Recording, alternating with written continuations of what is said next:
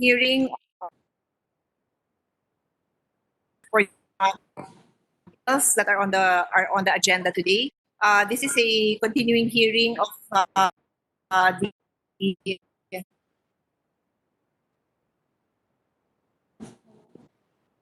Nagpuputol. just check our reference committees here. The Committee on Sustainable Development Goals, Innovations, and Futures Thinking, joint with the Committees on Environment, Natural Resources, and Climate Change, and Finance. We're resuming this. We had our first hearing. I think this is the third hearing already. I'd like to remind our resource persons that are focused on sustainable transportation and how the various SDGs are related. No, so our objective really is resource persons from the different agencies to complement the plans of DOTR in rolling out a sustainable transport program. So we will have DOH. Health is a very important aspect. Environment is a very important aspect.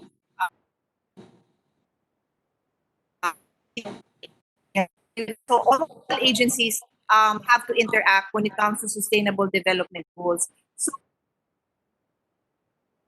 further ado, just for the record also, we had experts last hearing discuss the idea in our country as well. And today we're going to focus on our local government agencies. So to start the bullying, we'd like to start with NEDA, followed by DOLE, because I understand that Secretary Bello can only stay with us for a few minutes. But we'd like to give us an overview, because NEDA really is the agency that oversees the implementation.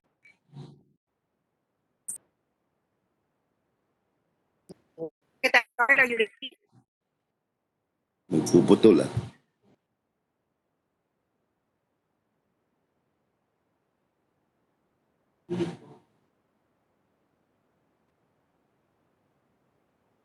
Diba? Shua of NEDA, are you ready? Hello?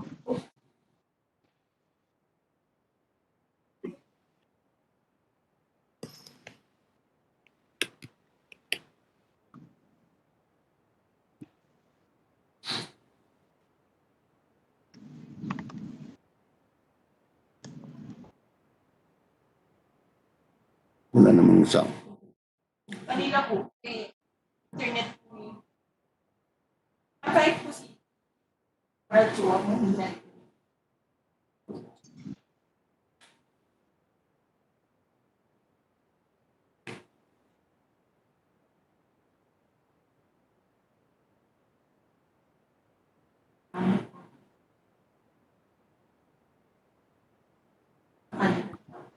Oo nga, kasi umiikot po yung kanyang nag-loading.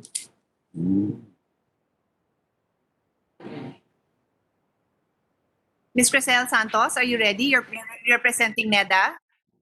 Yes.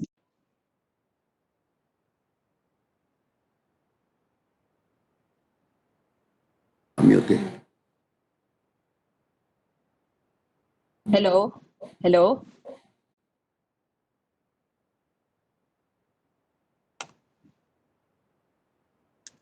Hello?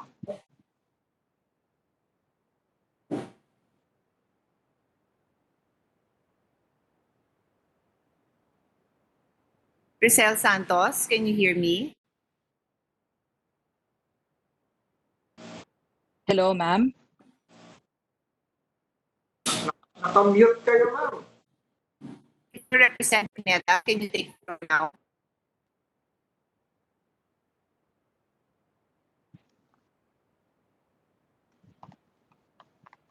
I'm not coming in clear.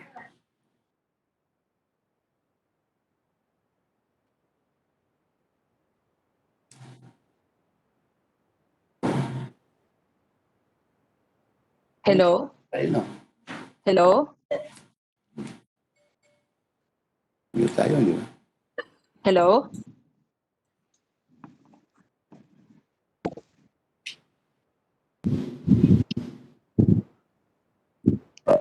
Yun. Can you hear me? Hello? Am I clear? So if NEDA doesn't have a good connection, San Francis, can you hear me? Clear. Loud and clear. I can hear you. You can hear me naman. O sige, so I guess si no, hindi makakonect ng maayos. I'll give the floor to Secretary Bello because he does not have you may proceed and give your statement presentation.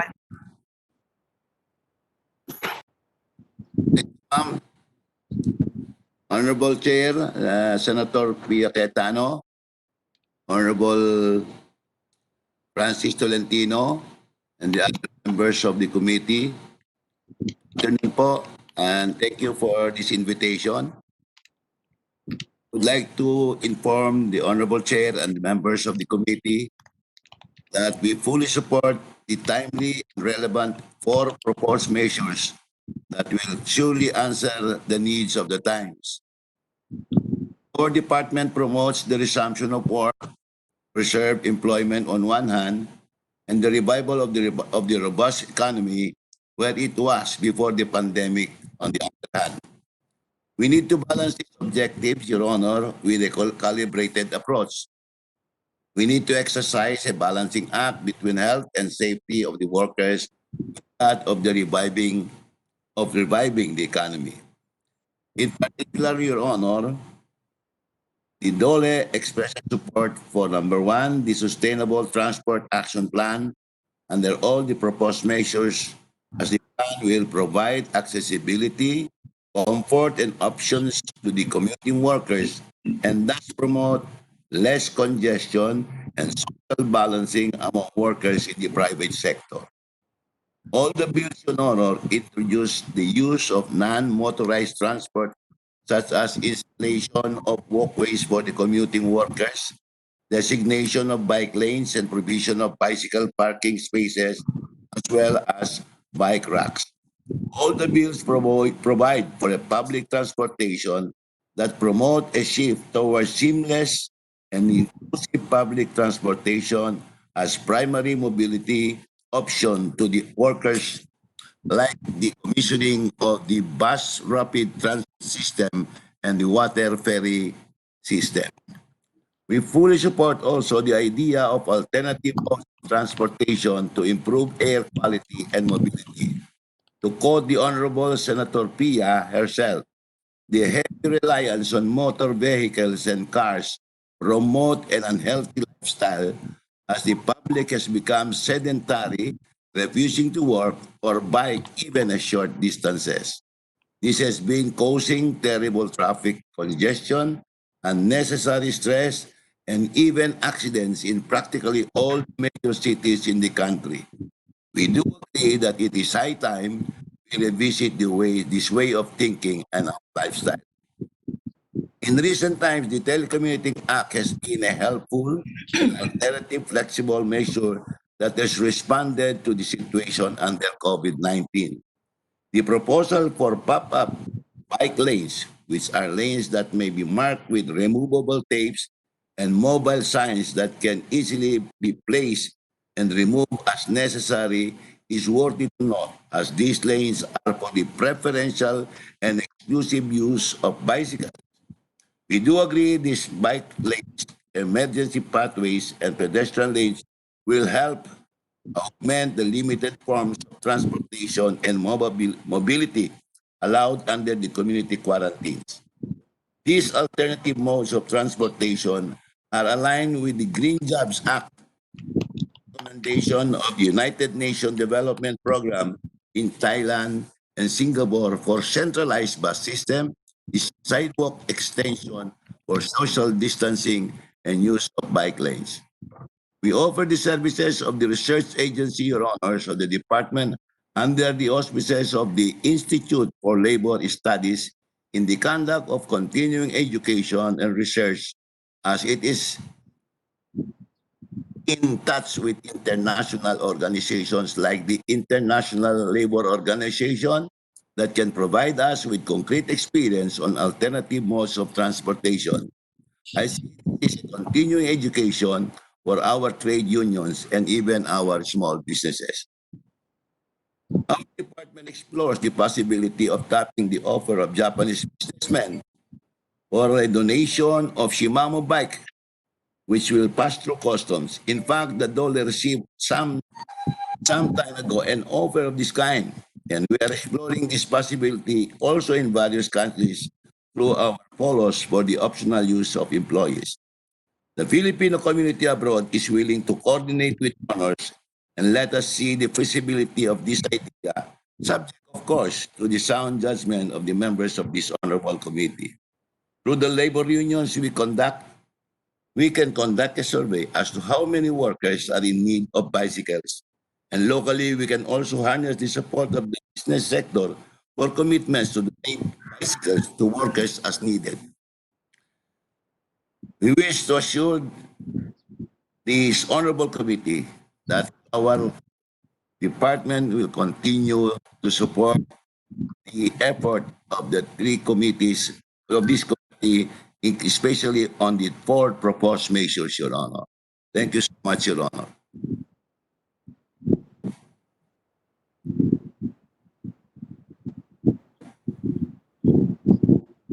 Thank you, Thank you, Secretary Bello. Can I just pose a few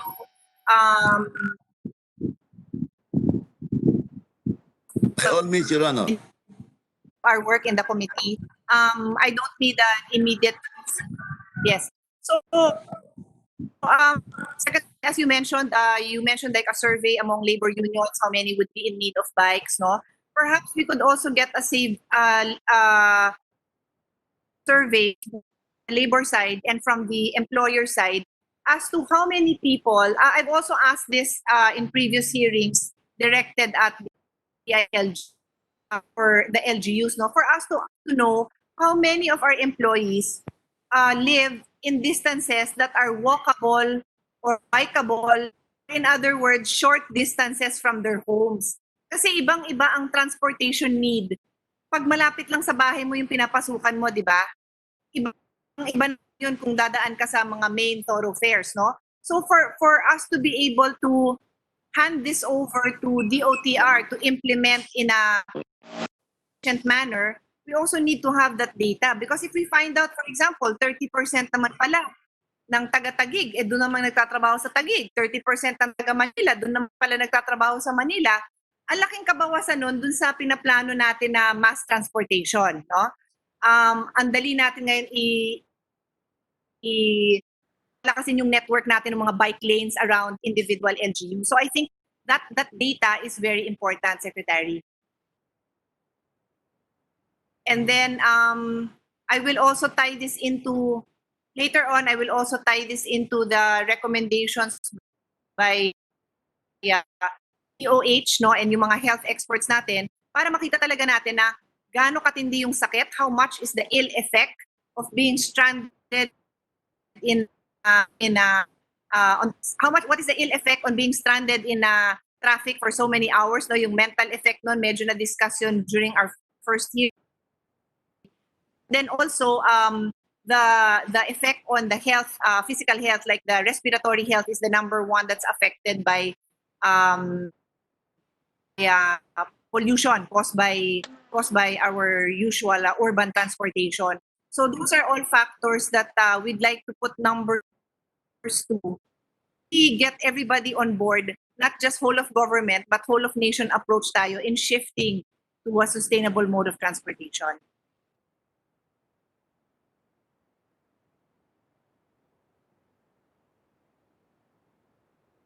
Secretary, nakamute kayo. Yes, Your Honor. Yes, Your Sec, Honor. nakamute kayo. Okay na.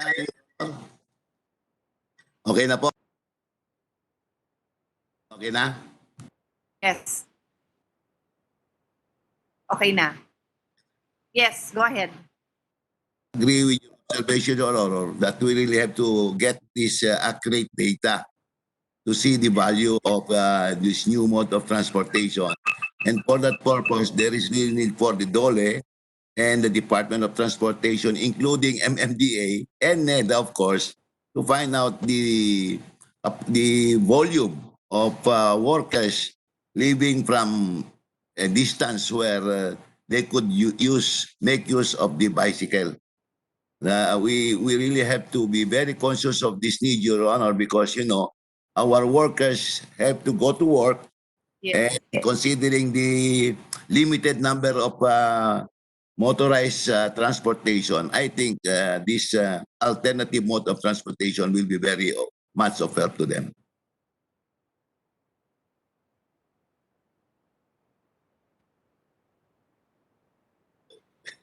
Yes. And then Secretary, for the record lang, ang covered po natin, pati ho yung mass transportation natin, covered talaga din sa whole picture because at the end of the day, meron din naman kailangan longer distances ang makover, di ba? So pati ho yung ginagawa ngayon ng government with respect to the MRTs, reviving the PNR, lahat po yan kasama. And at the end of the day, they will create more jobs din naman for our people. So, maaga pa lang sana napaplano din natin yung Picture ko lang. yung Ayun na. let's start. Welcome everyone to our Your Honor. yeah. Anyway, I was just saying that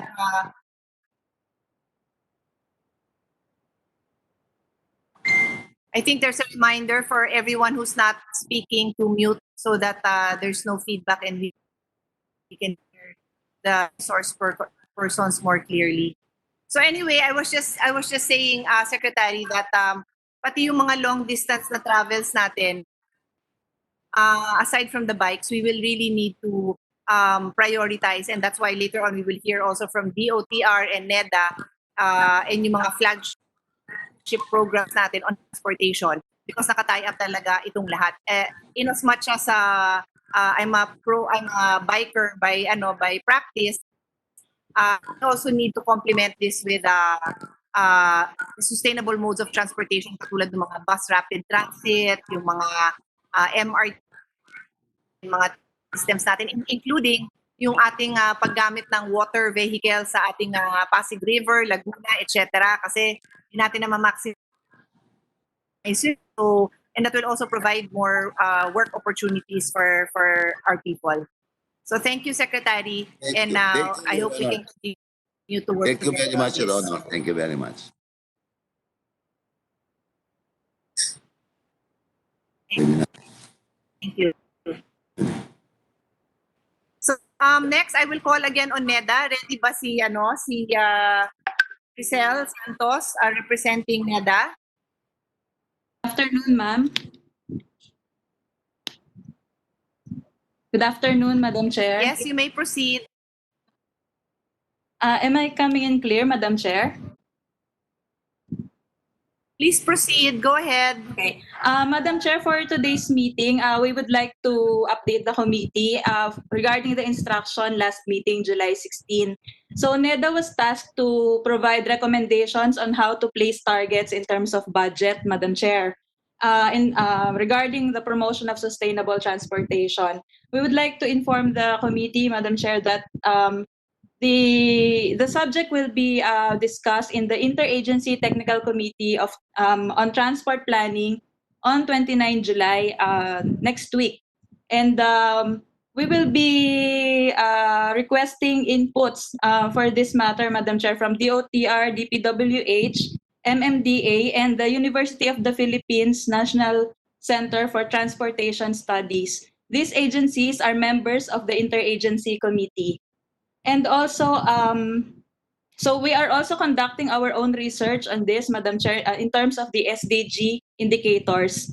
And the Secretariat has also included in the revised enhanced PDP 2017 to 2022 as priority legislative action, the integration of active transport.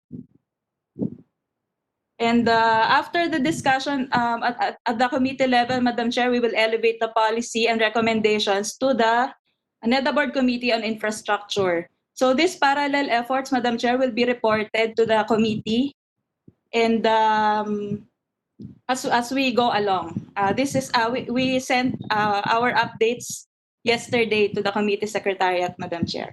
And also, we would like to report to the committee that we have provided inputs to the Department of Health because they are doing the health promotion local health system playbook on active transport. Our main inputs on this, Madam Chair, will be on the technical and safety considerations. And also the indicators are regarding health benefits.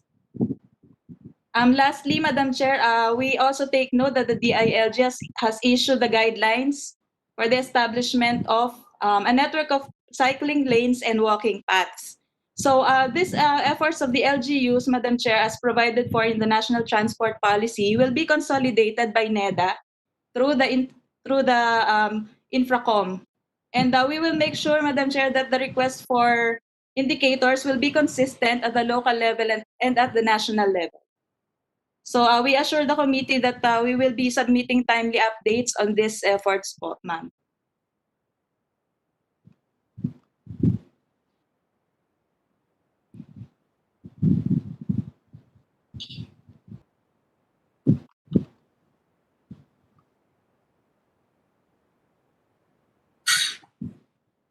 May I just get clarity on your statement as to when I heard what you said about discussing with the other agencies, no? Yes, When do you think you'll be prepared to present that?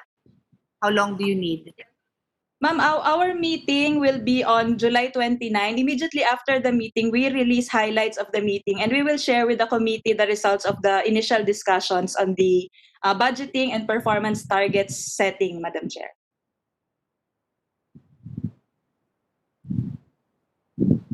Oh, sige. Okay. Let's get together again after July 29. You can submit that, but it's worth another presentation. Maybe we'll have one. So Yes. we'll get in touch with you again. But kindly ensure that there's always somebody from NEDA, and if that's you, that you're always present so that you can hear the input from the other sectors. Okay. Yes, Madam Chair.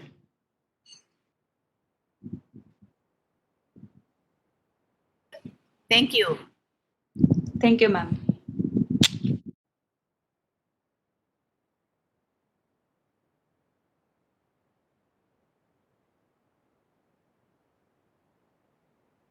Our next speaker is from the department. The secretary will be Mr. Mario Tercero, the project manager of LCT program project. Ms. Melinda Gabuya, private sector officer. Well, and there are four others, so I don't know which one of you are speaking. Maybe you can just identify yourselves.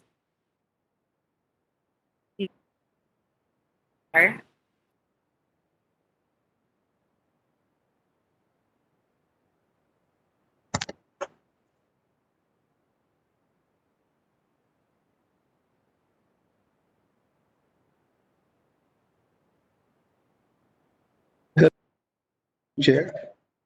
Okay, so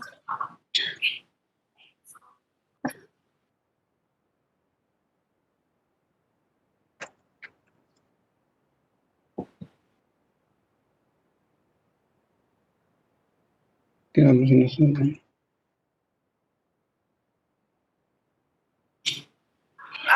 told that Chairman Delgra will be the one to present for DOTR. Is that correct?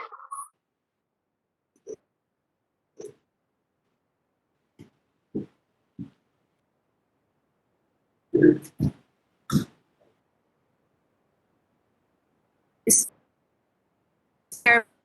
Ready from Land Transport Franchise and Regulatory Board, LTFRB?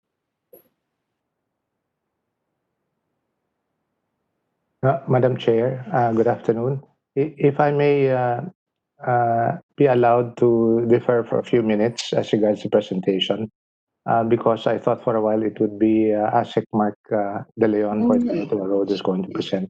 But I'll get back to you in a while, Madam Chair. My apologies. Madam Chair. Madam Chair. Who is presenting? Madam Chair. Yes, Senator Francis. Yes, and habang naghihintay po tayo kay Chairman Delga, Senator Francis, go ahead. I'd like to take this opportunity since we're discussing three measures. Let's in the words air quality, reduction of congestion, greenhouse emissions.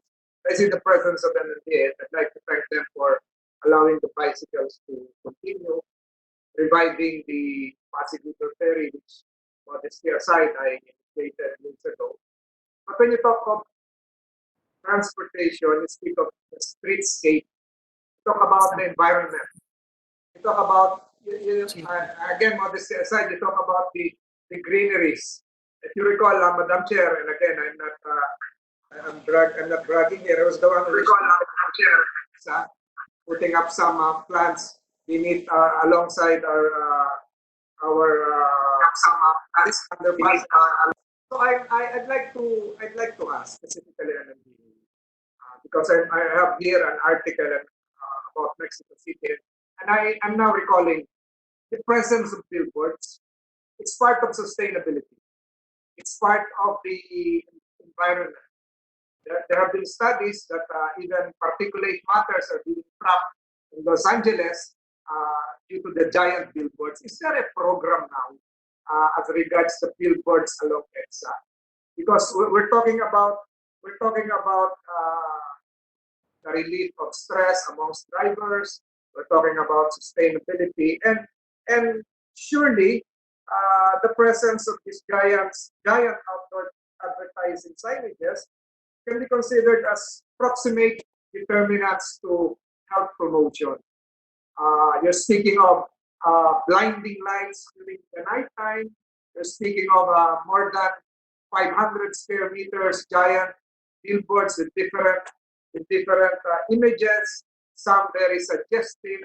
So I'd like to ask, this is related, but it's very germane to our transport problems, because the presence promotes congestion by itself. And most of the accidents occur in areas where the presence of blinding lights and LED billboards are present. So is there a program? I see Mr. Libreja in front of me. Is there a program currently for the reduction, for the uniformity of sizes? They don't have billboards in Singapore. They don't have billboards in Vietnam. Is there a current program for MMDA concerning this, Mr. Libreja? MMDA?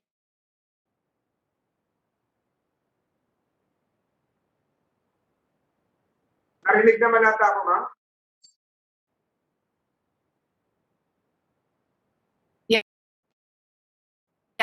I am having problems with my internet. I'm trying to hook up with another so I can hear you properly. But I think I got the gist of what you were saying. Your concerns with billboards, no? I'll let them answer, but I think that would not really fall under sustainable transportation anymore, Senator Tolentino. But of course, if the resource persons are here, I'll tell them to give you a quick response. I believe that will fall under our sustainable cities, in fact, no? Pero on the transportation itself, baka hindi po yun doon. Ma'am, I've tackled a lot of the presentation. With all due respect, the presentations made open spaces,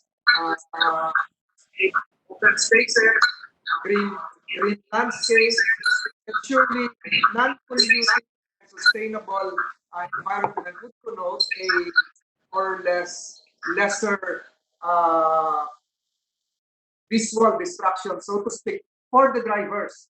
So this might be far-fetched, but I just pose that question because we're talking about the utilization of precious urban areas, reduction of gas emissions, and air quality, and so on and so forth.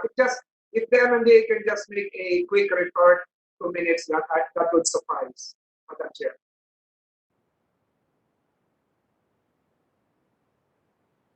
Nawala ata? I understand naman in the bigger picture. Sorry, nag-feedback. I have two laptops on to figure out how I can hear you best. Anyway, I was saying I understand naman in the bigger picture as we discussed in the last hearing, yung sa open spaces, that's very important. It's just that the bill itself is really tackling the modes of transportation, but no problem at all because, like I said, in the bigger picture, pasok naman. And since we have MMDA here, let's have them answer it. MMDA, can you please respond? And then before MMDA responds lang, can I just ask our secretariat to tell me, to message me who is the next speaker kasi nalilito ako dahil I was told that it's DOTR and then I was told FRB ang magsasalita and then somebody said hindi. So kindly tell me na lang po kung sino na ang next. Okay? MMDA, kindly reply to Senator Tolentino's question.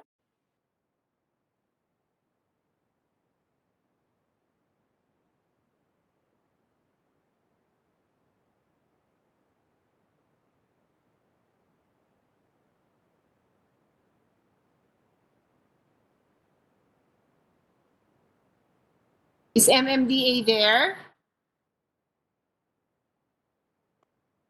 A while ago, Madam Chair, Mr. Nebriha. Pero kung hindi nila kaya sagutin, there will be another time. Can I ask the secretariat to call MMDA? Sino ba yung nandito kanina? Alam ko invited naman talaga sila. I'm just looking through my guest list to see who. Mr. Nebriha. Yeah, si Mr. Nebriha nga. Oo. Mr. Nebriha, are you there? Yes, ma'am. I'm sorry, my connection was cut. I'm sorry, Madam Chair and Senator Tolentino. I was not able to get the question. Need the question repeated. Senator Tolentino, i-repeat mo na lang yung question mo para marinig niya ulit. Kasi marami mag-present. Gusto ko lang malaman ano yung current status ng MMDA regulation program na billboard regulation program ng MMDA. Because this is also related to our current streetscape, the greening program for EDSA, the open spaces described days ago, and even the improvement of air quality. Meron ba kayong programa ngayon dyan? Wala. Sir, actually, regarding the billboards, May tuturuan DPWH. May program ba MMDA? sir, that's the thing. I think it was already turned over to DPWH. You better read the National Building Code. Under the National Building Code, DPWH, there is a section of there, the DPWH is in charge. But when I was in office, I entered into an agreement with DPWH, MOA, where it was transferred to MMDA. So read your notes. Yes, sir. Pagbalik mo. Yes, sir. I think we have a lawyer here, sir, from MMDA, represented by Attorney Saruca. I just do not know if he is present. Ma'am, okay na po yan. We can proceed with the other report first.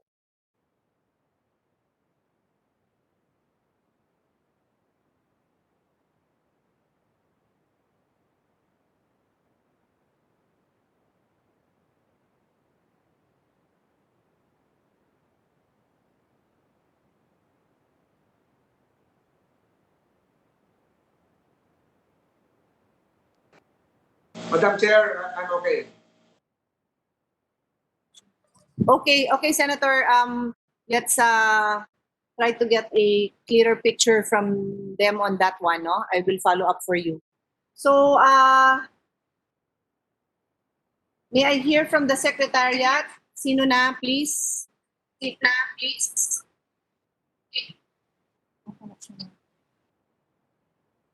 DOTR. Hello, good afternoon. Yes. Hello, good afternoon, Madam Chair. Yes, is this Mario Tercero? Are you the one? Yeah, Madam Chair, good afternoon. While ASEC Mark is not yet available, and LTFRB Chair Delgra will be coming up soon. While you also sent some information about the project. I can speak for the project, Madam Chair. This DOTR project on low carbon transport systems on some overview, Madam Chair. Good afternoon. And Yes, please go ahead. Nalilito lang ako sa inyo, pero sige na. Sige, please proceed na lang po. Okay, good afternoon, Madam Chair. For the Department of Transportation project on the promotion of low-carbon urban transport systems in the Philippines, there is an existing project right now, and the objective is to create an enabling environment for the commercialization of low-carbon urban transport systems in the Philippines. And there are three main objectives of this project, which is in connection with the Sustainable Transportation Act. First is on effective enforcement of policies and support provided for the promotion of low-carbon transport. Second is on the adaptation and implementation of low-carbon plans for major cities. And the third is on increasing private sector participation and deployment of the system. So in alignment to Sustainable Transportation Act, the project would support to the legislation on electric vehicle and charging stations. Next would be on local ordinance on biking and non-motorized transport for pioneering LGUs. The subsidy programs for electric vehicles and sustainable transport would also be supported. Next would be on appropriate business plans for 2 to 3-wheelers and 4-wheelers PUV as prepared and pilot tested. And of course, the support for the conduct of what you've mentioned about the conduct of feasibility studies on sustainable and alternative mode of transport. So those are all part of this DOTR project supported by UNDP with funding from the Global Environmental Facility, Madam Chair. Sorry, can you just repeat the first two that you mentioned? First two is more on the project supports to the legislation on electric vehicle and charging stations bill at present is with the Senate, and there is also a House version. And the next is on support to local ordinances on sustainable mobility. So in terms of biking and unmotorized transport for the pioneering LGUs as identified for the project, Madam Chair. Okay. So, who is going to be able to discuss further on mass transportation, sustainable mass transportation? Because I think we've had quite a lengthy discussions already on non-motorized transportation, particularly bike lanes, pedestrian. I already filed the bill. I already sponsored the bill on the floor. So this hearing is really focused on the other modes of transportation that complete the sustainable transportation network. Who is presenting on that?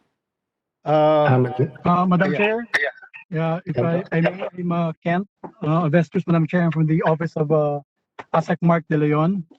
So I will just discuss, Madam Chair, the presentation that has been prepared by DOTR for this. So I will take off from where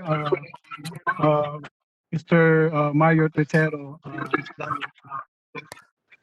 with your permission, Madam Chair. Yeah, you're So, not that. Sige, let's try.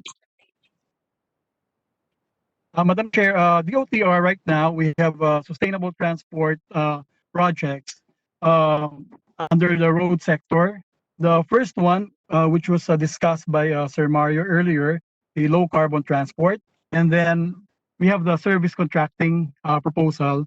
This is for the bus in EDSA and the 31 routes in Mega Manila. And then we have the EDSA busway. We also have bike lanes and bike sharing, and then EDSA greenways, and then the Cebu BRT. Of course, you also have the Davao high priority bus system and the public utility vehicle modernization, Madam Chair. So starting with the service contracting, Madam Chair, I believe that this was already discussed by Sir Robbie C. I think he has a presentation before. Under this service contracting, Madam Chair, the idea is that since we are enforcing the 1 meter physical distancing in PUVs, and also there will be a limit as to the capacity of the PUVs, Madam Chair. So we will be implementing the service contracting. We're proposing the service contracting. Under this scheme, the operator shall be paid based on distance kilometer run, and not on the number of passengers that they will serve. This is to ensure that there will be continuous and efficient operations, and then there will be strict compliance to safety protocols, and also maintain the financial viability for operators. Well, this is considering that under the present situation, even saying that the capacity is not only uh, uh, reduced to 50%, but more so, even the passengers that are allowed to alight standing in the bus is being prohibited. So under the service contracting, Madam Chair, it is about 140 kilometer run per day, and the rate would be 70 pesos per kilometer for that is for public utility buses, and for PUJs it will be 40 pesos per kilometer run. So we have proposed a funding of around 5.5 billion for this. So roughly that would be around 10,000 pesos per public utility bus, and 2,000 pesos per public utility jeepneys. And with this, Madam Chair, we are hoping that the travel time will be faster. So more trips, more people will be moved, and also the route schedule will be predictable. Under this scheme also, Madam Chair, since there will be fleet management, so the trip will be uninterrupted. So there will be no competition in road space among buses. So that will redound to safe and protected bus stops. So part of this also, infrastructure will be built, and there will be enforcers to marshal the vicinity or the area. And it is also envisioned that it will be PWD and senior citizen friendly, Madam Chair. So under the current bus augmentation program of MRT3, 96 units were contracted by the government, which will serve around 300,000 kilometer run per day, Madam Chair. So for bike lanes and bike sharing, Madam Chair, DOTR and MMDA, they have actually started the construction of bike lanes along EDSA last June 13, 2020. And the width is about 1.5 meters for bikers, and will be done in two phases. There will be an interim and long-term, Madam Chair. So for Metro Manila bike lanes, it is also planned to be partnered with the local government. LGUs are expected to propose their own bike lane system and connect the proposed bike lanes in EDSA to ensure seamless connectivity of these lanes. So we have we'll be installing bollards and lane markings in the curb side, so motorists can easily identify the bike lanes. So funding mechanism, so DOTR to meet with the LCEs and discuss the program, LGU to send the DOTR of their proposed cycling lanes, so that we can harmonize all the plans and make sure that these bike lanes will be seamless, Madam Chair. And as to the bike sharing, DOTR will enter into a memorandum of agreement with the DILG and LGUs for the distribution of bicycle and bike racks. And LGU will be the ones to implement the bike sharing program, Madam Chair. So as to the other project, which is EDSA Greenways, we have locations in LRT1 in Balintawak, LRT2 and MRT3 in Cubao, MRT3 in Guadalupe, and LRT1 and MRT3 in Taft. So The greenways, Madam Chair, the principle governing this, it should be it's a transport-oriented development, and physically its width is about 5 meters wide and 5.33 meters from the road. So the height clearance. Some of it is elevated from the ground, and it is proposed to be funded by ADB. So the project is around 8.5 billion. That's the proposed fund for this project, Madam Chair. And we also have the Cebu Rapid bus transit, Madam Chair. It's in the presentation also. So we have provided some designs which can be seen also in the PowerPoint presentation. But due to technical difficulty, I've sent the presentation, Madam Chair, for your reference to the Secretariat. And also, Madam Chair, we have Davao High Priority Bus System. Under this project, the PUV system will be simplified from over 125 jeepney routes to 29 PUV routes, Madam Chair. And under this program, the PUG operators and the drivers and their families are being provided with social support by the government also, so that they can be part of the development, and then they can have also alternative livelihood, which where they can pursue other activities, economic activities, Madam Chair. And under the Davao High Priority Bus System, the routes are divided into 4 tiers, which is Metro Davao, which connects all major commercial centers, then the internal, which connects interurban areas directly to the Davao feeder, which links small centers into Davao Metro, and then Davao Local, which links outer rural areas in the city. So for Cebu BRT, Madam Chair,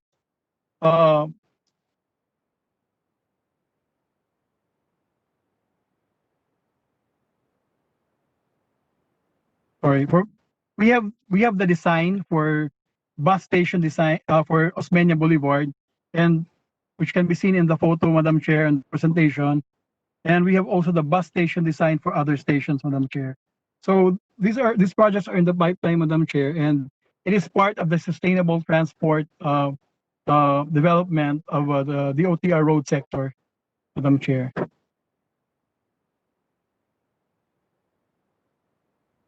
Oh, okay. Thank you for that, Kent. I checked with my staff. We have not received a copy of the presentation, but perhaps it's with the Secretariat itself. So I'm checking now because I'd like to see it. But what I'd also like to see is a comprehensive plan and time frame for all of these projects, including the budget. I'd like to know what we can achieve in 1 year, in 2 years, in 3 years, in 10 years. I'd like that to be very, very clear. And is it totally aligned with Ambition 2040, or do we need to change something? Para clear tayo, kasi ang hirap mga pa na hindi tayo clear kung ano talaga yung gusto natin ma-achieve. So I'd like to also see the plans of PNR, the complete plans for MRT, LRT, anything that has to do with the shift towards sustainability. I'd like it to be presented. And what about the waterways, no? Rivers and Pasig River and Laguna and any other major waterway that can be used. Are there plans for that? And if you're not prepared to discuss it, can you prepare for the next hearing or whoever in DOTR? Yes, Madam Chair, we will prepare the documents for that and submit it to your office. And we will also ask Mark, Madam Chair, for the next committee hearing for the presentation of those you have mentioned, Madam Chair. Sige, I'd like it to be comprehensive kasi it doesn't really help me na isa-isang example because at this point in time, we're way past the examples. No, maganda yan, maganda yan. Okay, alam na natin maganda yan. We really need it to be rolled out and we need the support of DOST, NEDA. I need them all to be on board. Otherwise, it's just a wish list. So I'd like to see kung ano talaga dyan ang carved in stone na, may funding na, ano yung wala pa. Para when I sponsor this measure, alam ko na I know what is already happening and what still needs to be pushed, no? Pwede para clear tayo? Yes, Madam Chair. We'll take note of Sige, that, Madam Chair. I will schedule another hearing next week. Kindly coordinate with our staff or secretariat to let us know if you're ready, because if you need more than 1 week, then I won't have a hearing next week. And we will wait for the next week kasi crucial yung presentation ninyo. Yes, Madam Chair. Okay, thank you.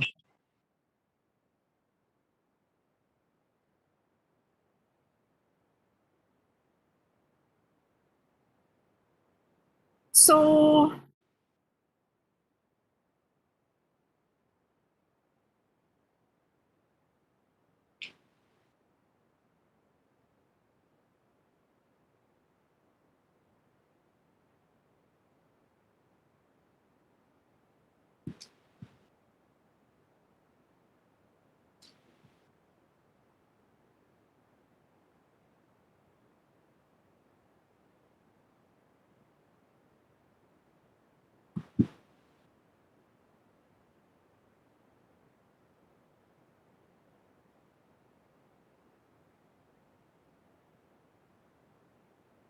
since we already went into some details about regarding plans for Metro Manila and the like, baka for consistency lang, mas okay na tawagin muna natin si Chairman Delgra. Are you available now, sir? Yes, please. Madam Chair, good afternoon, and good afternoon, everyone. Good afternoon. Please proceed. Actually, Madam Chair, the one that was presented by Ken Avestruz is the presentation that we have gathered for the sustainable transport program that we have with the OTR and LTFRB po. Okay, sige. Yun yung joint presentation nyo. Yes, please. O Madam sige, so on that note, my comments earlier apply to you also, no? Ayusin natin para comprehensive lahat. Siguro hindi ka na covered dun sa waterway na hinihingi ko kasi land ka eh. So that wouldn't cover you anymore. But anything else, franchising, but anyway, I still need your input on that because you all work together, di ba? So whether it's, anything that is of public service, di papasok pa rin sa inyo yun, right? So yes, Madam. Yes, Madam Chair. In fact, the flagship project that LTFRB as the main implementing agency is pushing and implementing currently is the PUV modernization program. And perhaps we can provide you with a much detailed report. But this much we can tell you that we are pushing it, notwithstanding the pandemic. And in fact, it becomes even more urgent that there's reason to push it because of the pandemic. No? Among other things, for example, the issue of the risk of transmission of the virus, we're pushing cashless transaction. We're pushing modernized unit to ferry passengers, and in fact, we have put preference to that more than the other modes next to the buses, precisely because it's safe, it's convenient, maluwag at malawak po compared to the other modes. As mentioned, we can fleet manage when we use the modern PUJs po, and therefore we would be able to maximize the efficiency of these units on the road. That was explained a bit by Ken earlier in his earlier presentation po. sige. Can we also look carefully at and I'm addressing this to everyone concerned, no? DOTR, LTRFD, LTFRB, MMDA, and whoever else is whatever other agency is involved. The road utilization plan, no? At the end of the day, if you substitute one for the other, but we still have these single vehicles, obviously a public transport that can shuttle anywhere from, I don't know, whatever that number is, 10 to 20 people is better than a single car that has 1, 2, or at most 4 passengers. But we still have to look at the road utilization rate, no? We still need more mass transportation versus these small vehicular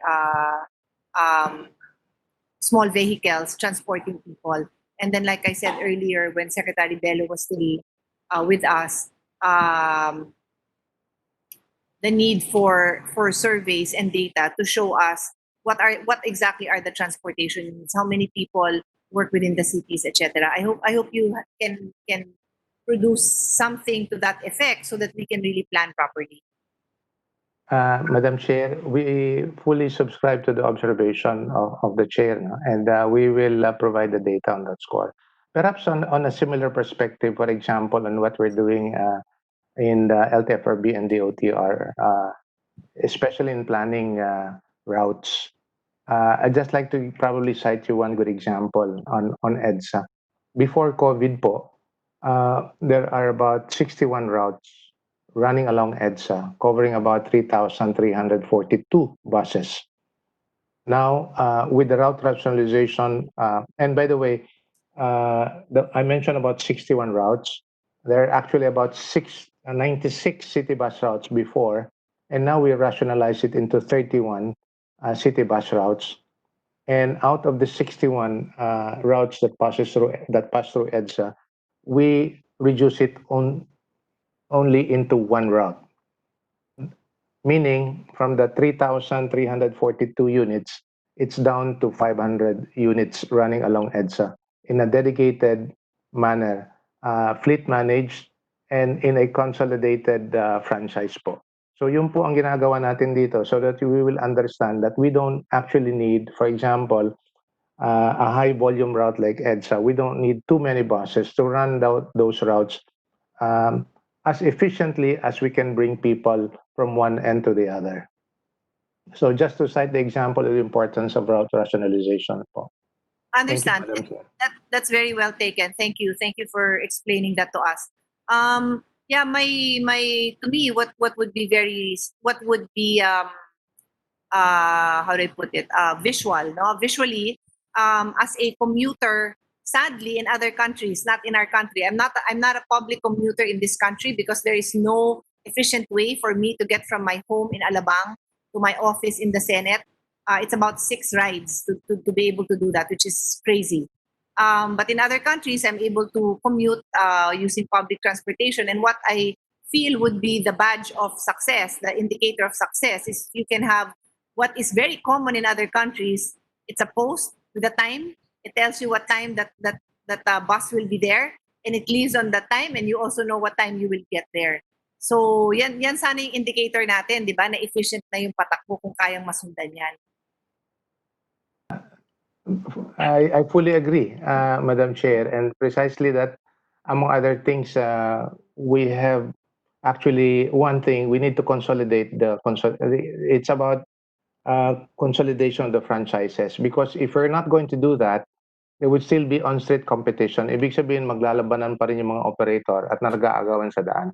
And a good point that you have raised, Madam Chair, is about having to address that, consolidating the franchises, but at the same time running the system in a unified manner. Part of that is to address yung sinasabi niyo po kanina, Madam Chair, is about running it in a predictable, sustainable manner. May Yes. tawag po kami dyan, yung headway. If we say that the buses, given the volume required along that route, should run every 3 minutes, then every 3 minutes, this bus should be out. And we would expect that every 3 minutes, when we wait at the designated bus stop, a bus would come every 3 minutes. Yun po yung sinasabi niyo pong predictability po. Tama po kayo, Madam Chair, on that score.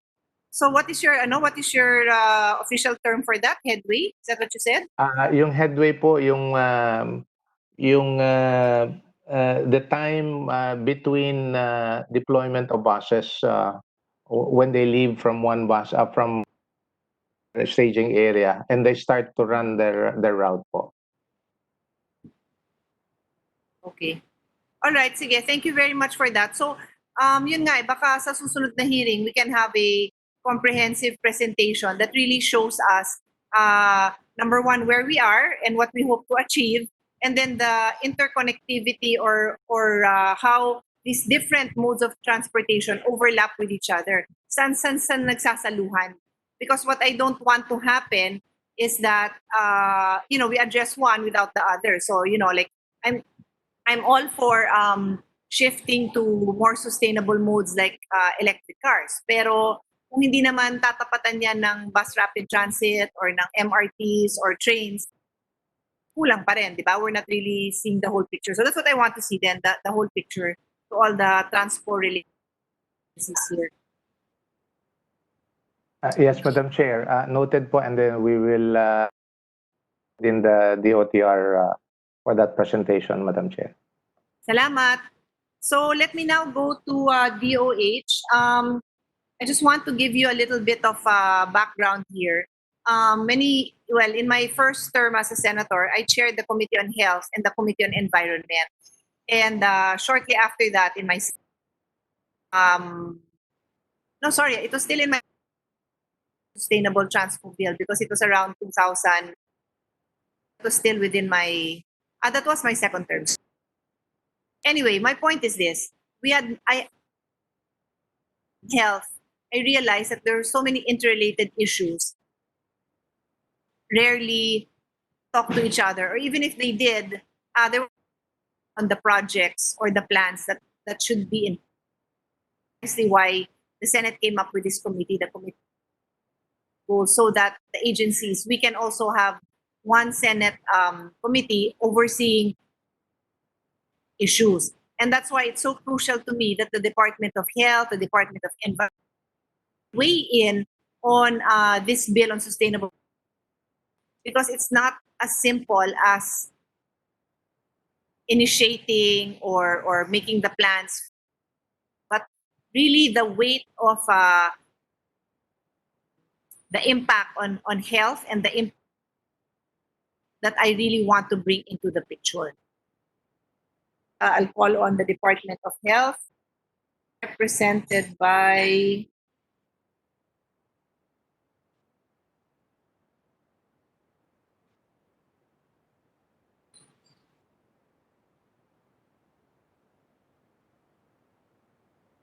Madam Chair, nandito na yes. po ako.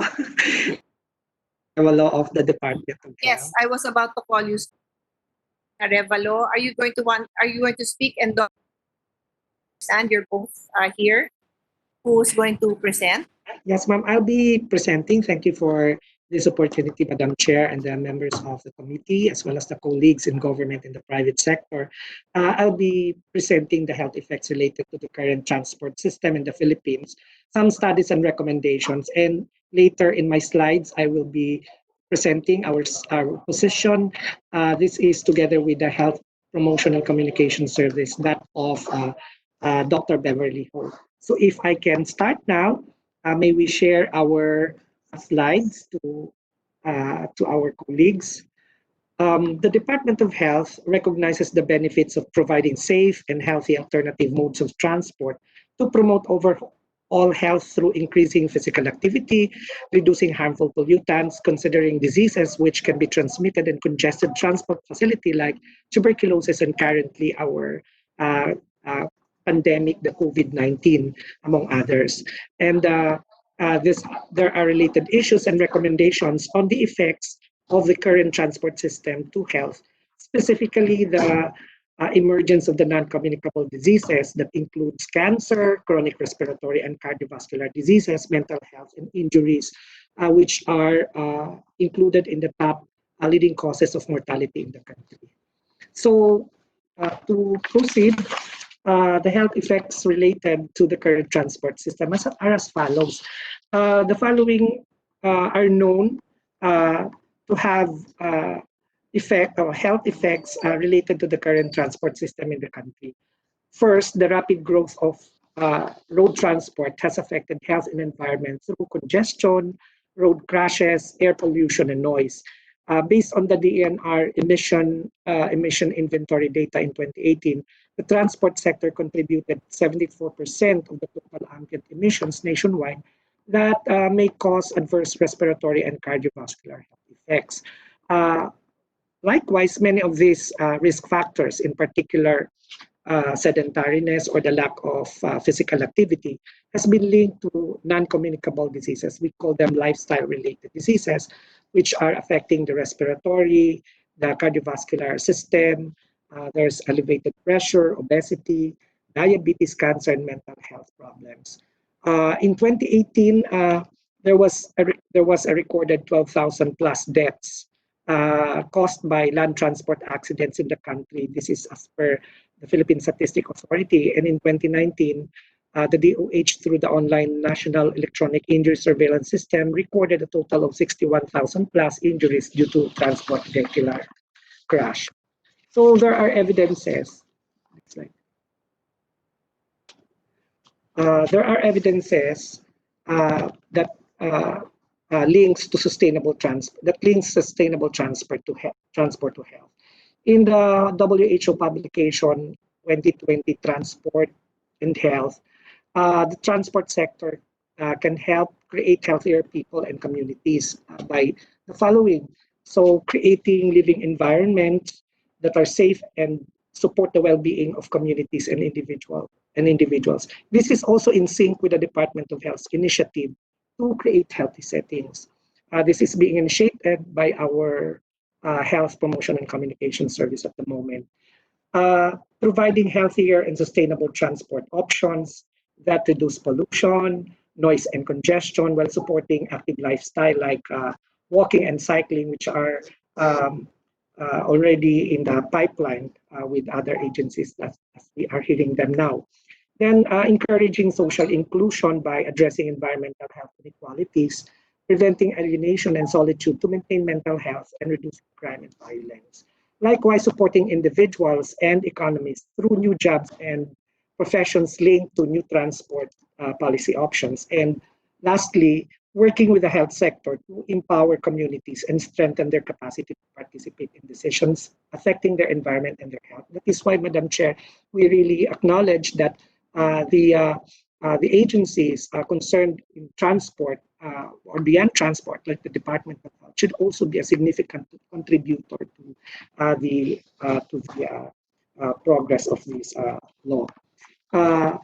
Likewise, there are also evidences that links transport system in health. In a study by McKay et al. In 2017, the following, this was published in the Journal of Urban Design and Mental Health. The following are transport-related factors that may impact health, mental health. Yung comfort, like comfort of the riding public and the motorists. Also the accessibility, you were saying, Madam Chair, kanina na it will take you 6 to 7 rides for you to be able to reach your office. And then the dangers and disturbances while in transit, the lack of control of the time as well as crowd, like we see in the LRT. And then social interactions, areas around transit access points, lalo na kung malayo siya, as well as probably unlit during wee hours or at night time. That poses danger. And the use of transit time, napakahaba ng queuing, also the long travel time from point to point. Also, further we have in the same study, there are proposed transport design interventions that could improve mental health. Una, the creation of green pathways for pedestrians and bike riders, forming links between parks with connections along the way to other common destinations. Number two, taking back private spaces and developing green, lush, walkable, or appropriate bikeable spaces, whether into ito yung open spaces natin for exercise, to be used as exercise spaces or areas. Then creation of a 20-minute city walk to and from home, work, shops, facilities, if the residences are near these areas. And then, of course, the redesigning urban spaces where there is lack of pavements or sidewalks or public spaces to encourage walking. There's also a study of Astalas et al. In 2010 that physical activity and mental health relationship is always positive, regardless of activity intensity. So, of course, depending on the health condition, meron tayong mga intensity in physical activity. But sinasabi na talagang ang physical activity and mental health has a positive relationship with each other. So, in summary, integrating health and transport concerns can bring mutual benefits to include reducing congestion and emissions, moving towards a low carbon and more energy efficient economy, increased physical activity levels, and consequently better health for all. There are additional societal benefits that could be expected from the opportunities for new jobs and professions linked to the new transport policy options, as well as improvements in the quality and livability of the urban environment at all life stages. Pamatanda, pabata, pabuntis, this can improve the quality and livability. And then, of course, we prevent alienation and solitude that would maintain our mental health, reducing crime and boosting local economies. We also take note of the proposed interagency task force. This can strengthen the interagency collaboration, lalo na ngayon na sinasabi natin that all must be on board for this law. And then this task force may provide and link essential health and safety services. Likewise, it will also complement the implementation of the Philippine Road Safety Action Plan, which is being implemented currently. This was for 2017 and 2022. This is promoting and ensuring measures and interventions on road safety management, safer roads and mobility, safer vehicles, safer road users, and post-crash response, overall promoting and sustaining healthy settings. These strategies and road safety standards must also be considered in drafting the law.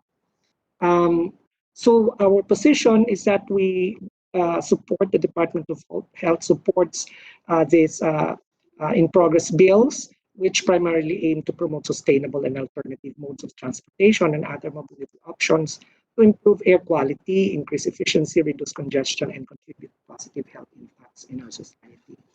And we say that the department provides the following statements for consideration in the proposed legislative measures that will help the transportation system contribute to healthier communities. Una po, provide healthier and sustainable transport options that reduce pollution, noise, and congestion while supporting active lifestyles such as walking and cycling. Two, encourage social inclusion by addressing environmental health inequalities to prevent alienation and solitude and reduction of crime and violence. Number three, support individuals and economies through new jobs and professions linked to new transport policy options. Number four, ensure the road safety mechanisms and measures are in place to promote safer road practices. And number five, empower the health sector and strengthen the capacity of communities to participate in decisions affecting their environment and health.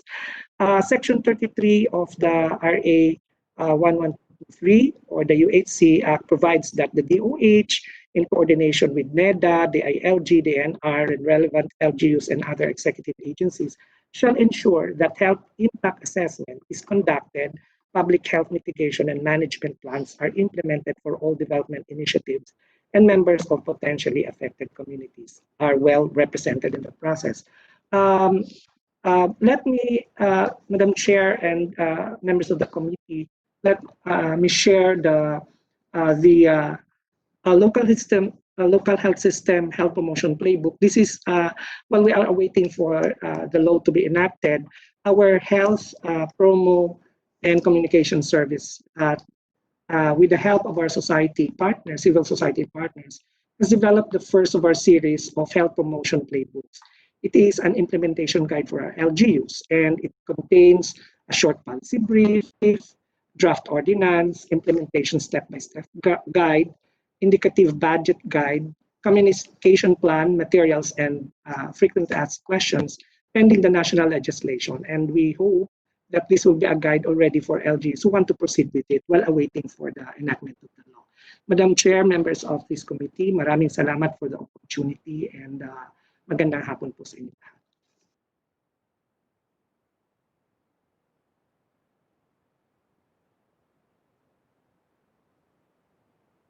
Thank you very much, Dr. Arevalo. I'm actually checking with my staff if we have a copy of that. I'd like to take a look at that, yung playbook mo for the LGUs. So I'll ask na lang my staff to coordinate with you. Yes, Madam Chair. Yes. We will send you the copy of this playbook that was developed by our health. Okay. This is Digital. by care of Dr. Beverly Ho. Okay. Do you have a digital version? I'm fine with digital, so you don't have to. Yes, ma'am. The HPCS will be providing you our copy in digital. Okay. Thank you, ma'am. I have a question for you. Itong lahat na pinesent mo, do you have another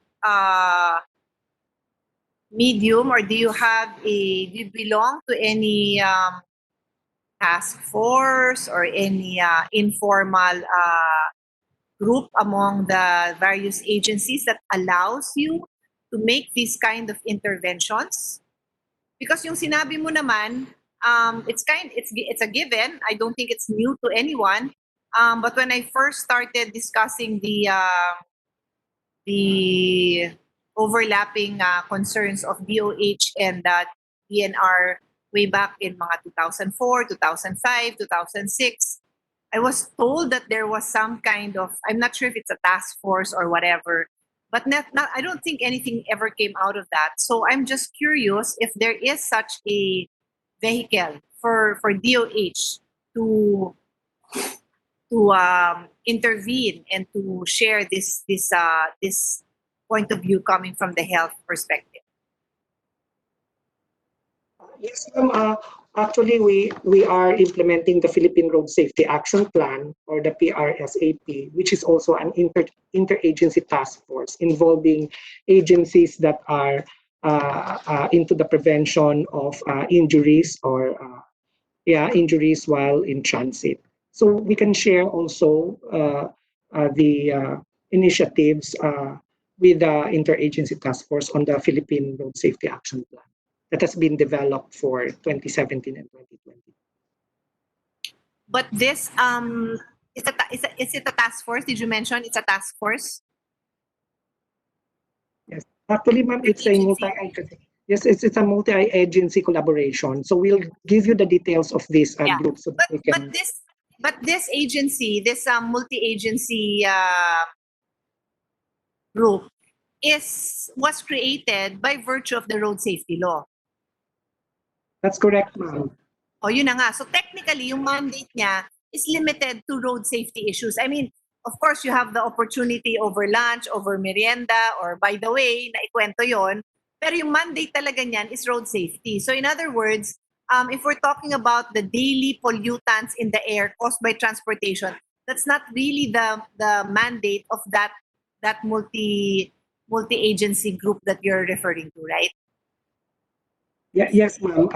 This is more on the road safety. Yes, exactly. Concern. So that is something that I needed to make clear, because like I said earlier when the hearing started, the interventions and the role of DOH and DNR, Energy, DOST are all very important, and many other agencies that I really need to ensure that nakikinig din sila sa input nyo on this. No? Hindi yung by the way lang dun sa road safety. I'm happy that you have that venue, but that's not their mandate. So that's why I want to be sure that when we're looking at this bill that we're creating into law, may say kayo dyan. You will be listened to. The data that you provide, or you will be also tasked to provide this kind of data to help in the planning of our transportation roadmap.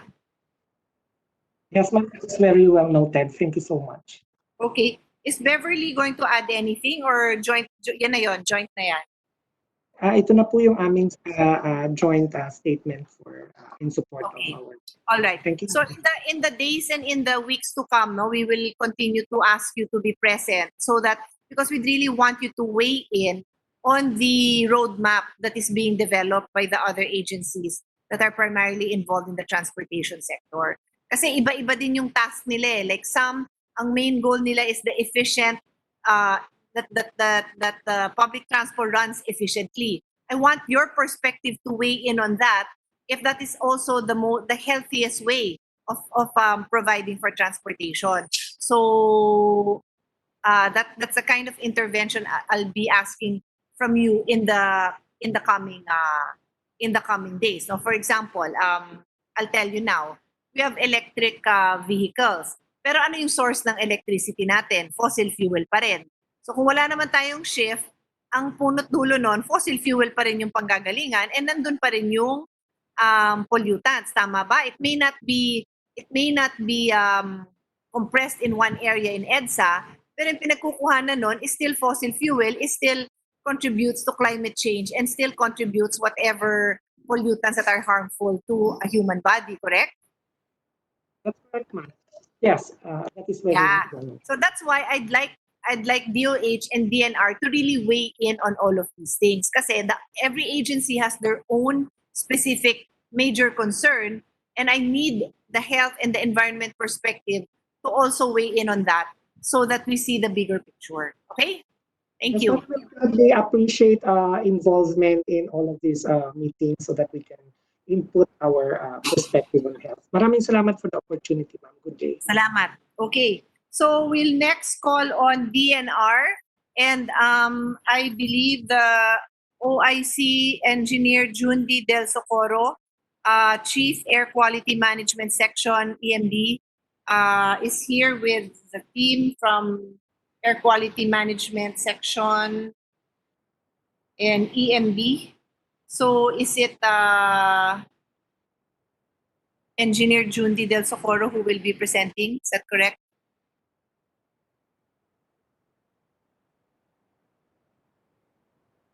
DNR?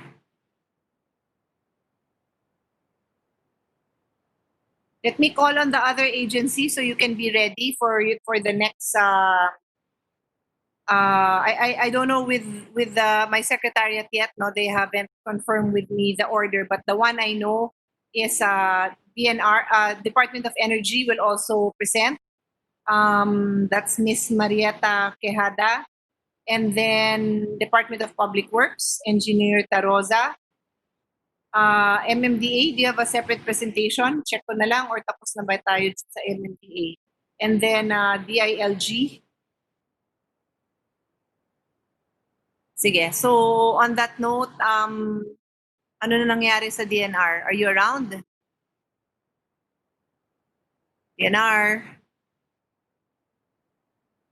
Okay, let's move on.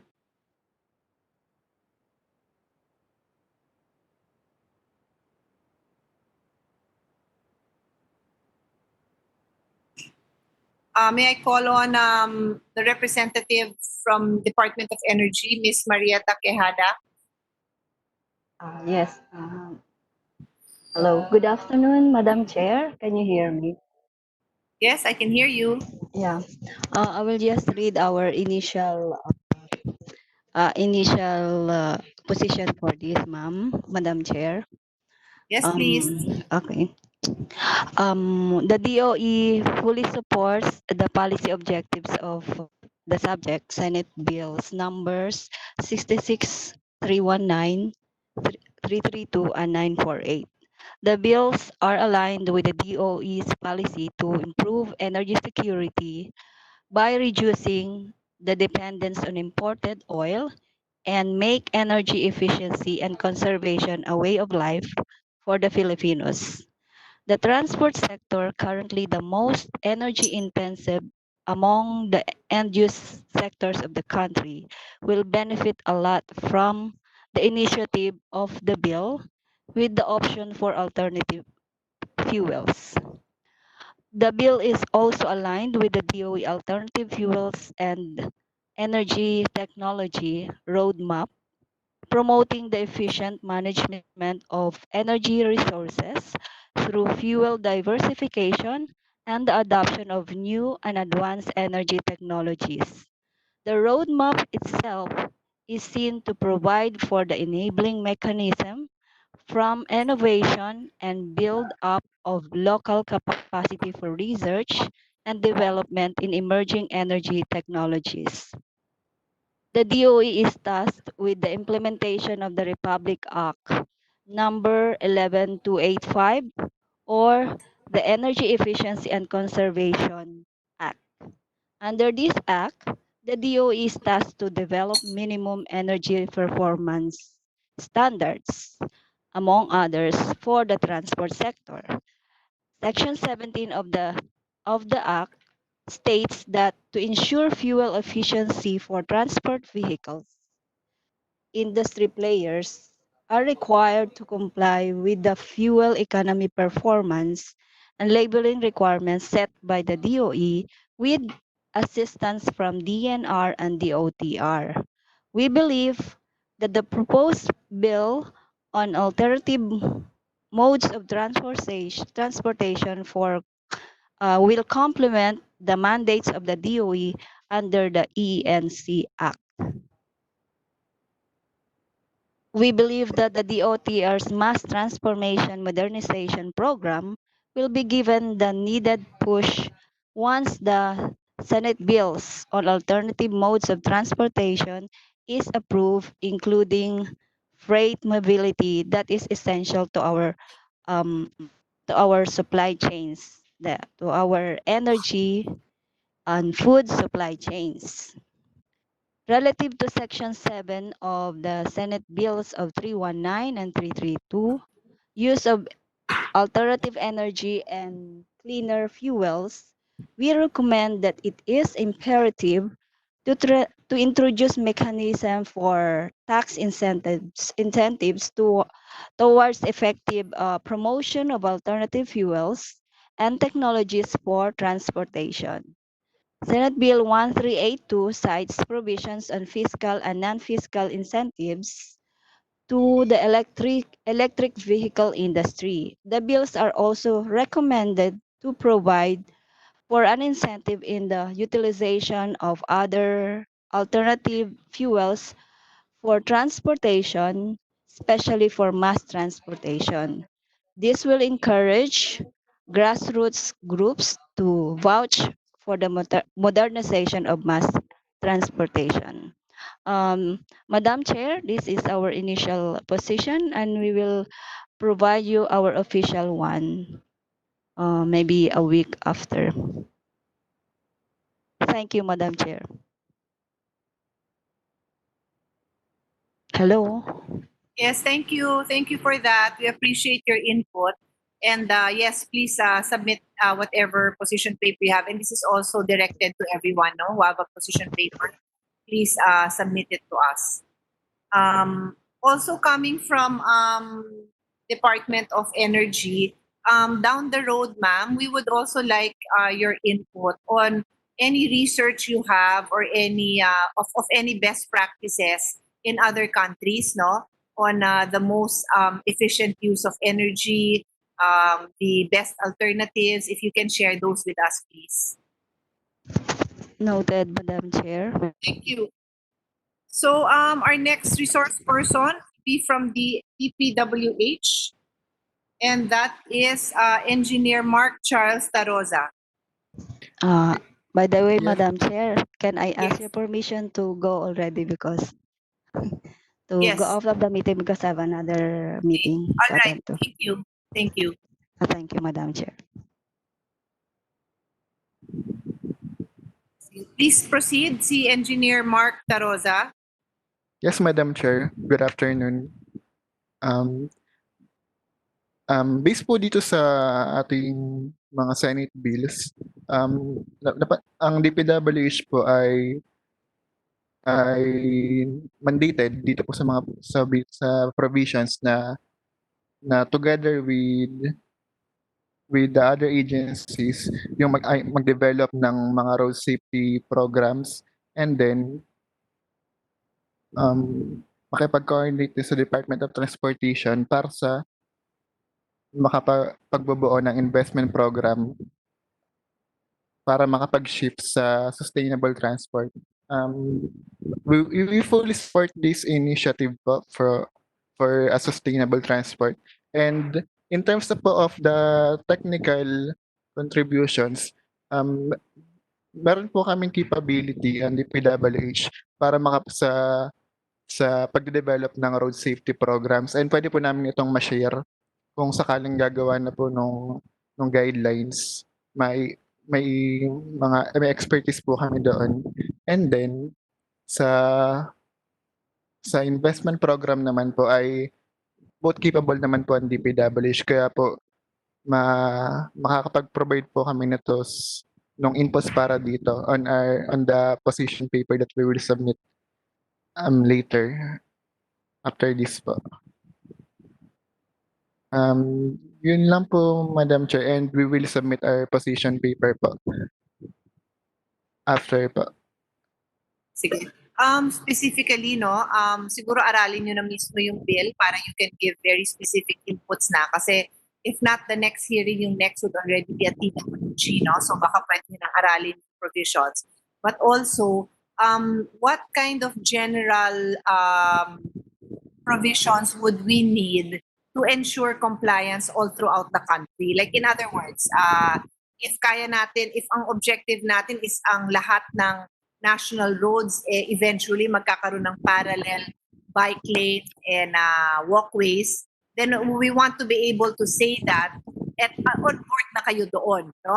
Not necessarily when I say parallel, it doesn't mean yung adjacent, di ba? I've seen in other countries kasi not necessarily na ito yung highway, kadikit na kadikit yung bike lane. Minsan naman, Yes, ma'am. dala na rin ng development. Minsan medyo nasa ibang lugar yon tapos mag-merge na lang sila. Not really merge, but dikit sila later on. So, something like that, kung ano ba talaga yung mga best practices sa ganon, para malagay na natin. And then yun na yung roadmap natin. All right? Yes, Madam Chair. We'll look into it po. Thank you. Salamat. Thank you, ma'am. Next would be from MMDA, Mr. Edison Nebriha.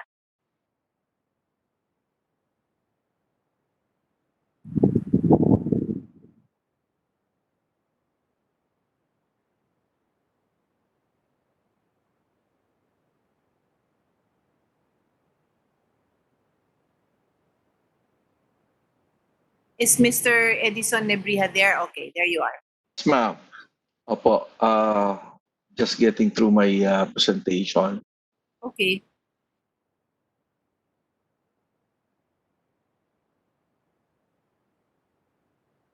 Good afternoon, Madam Chair, and to all public servants present. Here's MMD's position on the promotion of sustainable and alternative modes of transportation. The outline of my presentation will be as follows. I will be addressing the position of our agency on the promotion of sustainable modes of transportation. I will give you an update on the status of the agency's efforts to support this and our proposals and recommendations. The MMDA's position fully supports the Senate bills enjoining the promotion of sustainable and alternative modes of transportation, and it recognizes the demand for the provision of bike lanes on major thoroughfares, especially in the light of this worldwide pandemic. Considering the decreased capacity of our public transportation, commuters are now being forced to turn to alternative modes of transportation. Cycling, well, basically it's active mode of transportation that includes cycling, walking, electric scooter are among the most practical options for them. Excuse me. Our agency's efforts towards the promotion of alternative mode of transportation is that we already partnered with Department of Public Works and Highways and the DOTR in their initiatives to establish bike lanes along EDSA as a pilot effort to determine the feasibility of creating bike lanes along major thoroughfares and eventually replicating this effort in other parts of Metro Manila and eventually in our country. And our agency has already submitted to DOTR its proposed design for the protected bike lanes along EDSA as a pilot area.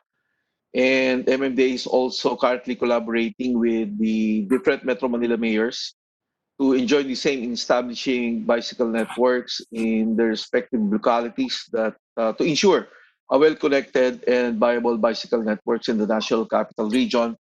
On EDSA alone, ma'am, there are 6 LGUs that is connected to EDSA, starting from the north, Caloocan, Mandaluyong, Makati, and up to Pasay. The MMDA is actively engaging relevant civic society groups to ensure a participatory approach to the planning and implementation of the project. institutional and structural inputs are currently being discussed with with civil society groups to ensure the establishment of a viable bicycle network along EDSA, which can be eventually linked to LGUs and NCR. We are engaged currently with these civic groups, Move as One Coalition, Life Cycles PH, Bike Scouts, Commute, Bicicleta Pilipinas Coalition, and lately we are also engaging with the Dutch Embassy. The MMDA is waiting for the status of the bike lanes on EDSA. The MMDA is waiting for the donated materials from the DOTR to enable to proceed with the construction of the bike lanes. Likewise, the agency is continuously coordinating and in consultation with LGUs and civil society groups, just like what I said a while ago. Actually, Madam Chair, these materials that will be used to to protect the bike lanes are sort of a steel railings, and our engineering team has already inspected this in Subic. So talks are ongoing right now, and we're just waiting for the eventual delivery of these donated materials from from the OTR, so that we could proceed in closing the bike lanes that we have right now. But for now, we have already laid out a bike lane from Cubao to Ayala, just to show where the bikers would move, because there are so many bikers right now using EDSA as a primary route for biking. And we have put lines to designate bike lanes. However, these lines needs to be protected by the steel railings that we will be getting from the OTR. So this is the proposed bike lane design and specifications. As you can see, Madam Chair, we have the MRT at the center, followed by the busway on the median lane. We will be retaining the four private lanes and then the bike lane on the curbside. Shown below is the lane width specification. Right now, the 5 lanes of EDSA varies from 3.2 to 3.5 meters each lane. So the busway that we have right now has been reduced to 3 meters. Eventually, the 4 private lanes will be reduced to 2.8 meters, and the remaining will be the bike lanes. However, Madam Chair, EDSA is not uniform in width. So there are portions of EDSA that the bike lanes will be narrower than other parts of EDSA. So this 1.5 meters maybe will not be a standard all throughout, and this will narrow down in some parts of EDSA where the width of EDSA are also narrower. So this is the proposed bike lane design specifications, and I think this is also the design that was submitted by our engineering team to the DOTR. And as you could see, we have the MRT line 3 wall, followed by the busway and the private lanes, and on the curbside will be the bike lane. So it also shows the barricade that we will be using to protect the bikers on the bike lane. And here are some proposals and recommendations from our agency. More than anything, the road safety remains to be our primary concern of the agency. This is why MMDA has strongly advocated for the establishment of a separate and protected bike lane along EDSA. But I think with the pandemic right now and the urgency to put up a bike lane, we have compromised with the OTR and DPWH that we will be doing this at grade on EDSA, provided that it will be protected by steel railings or bollard, whichever is available. And the MMDA would also like to take this opportunity to get the support of our policymakers and civil society groups in the establishment of sound regulatory measures, such as are not limited exclusive bike lanes policy and others, to ensure the safety of all road users as we transition to alternative modes of transportation. I think this is we need to be proactive on this, Madam Chair, because right now I think uh, being on the ground almost every day on EDSA, I see a lot of bikers counterflowing, not wearing helmets, not wearing closed-toe shoes, and they really lack the protection that they need, especially while traversing a major highway. And of course, we've seen many violations on the busway that we have on EDSA. We are limited with the policies of current policies of MMDA, and those violators are only getting 1,000 for violation of the yellow lane and 150 for disregarding traffic sign. So if we could reinforce all these regulations and laws and we come up with steeper penalties, I think this will benefit all road users, not only on EDSA but all over Metro Manila and other parts of the country. That ends my presentation, Madam Chair. In behalf of our ASEC Almadin, our Assistant General Manager for Operations, and GM Jojo Garcia, and Chairman Danny Lim. That's our presentation and our position for the said sustainable modes of transportation.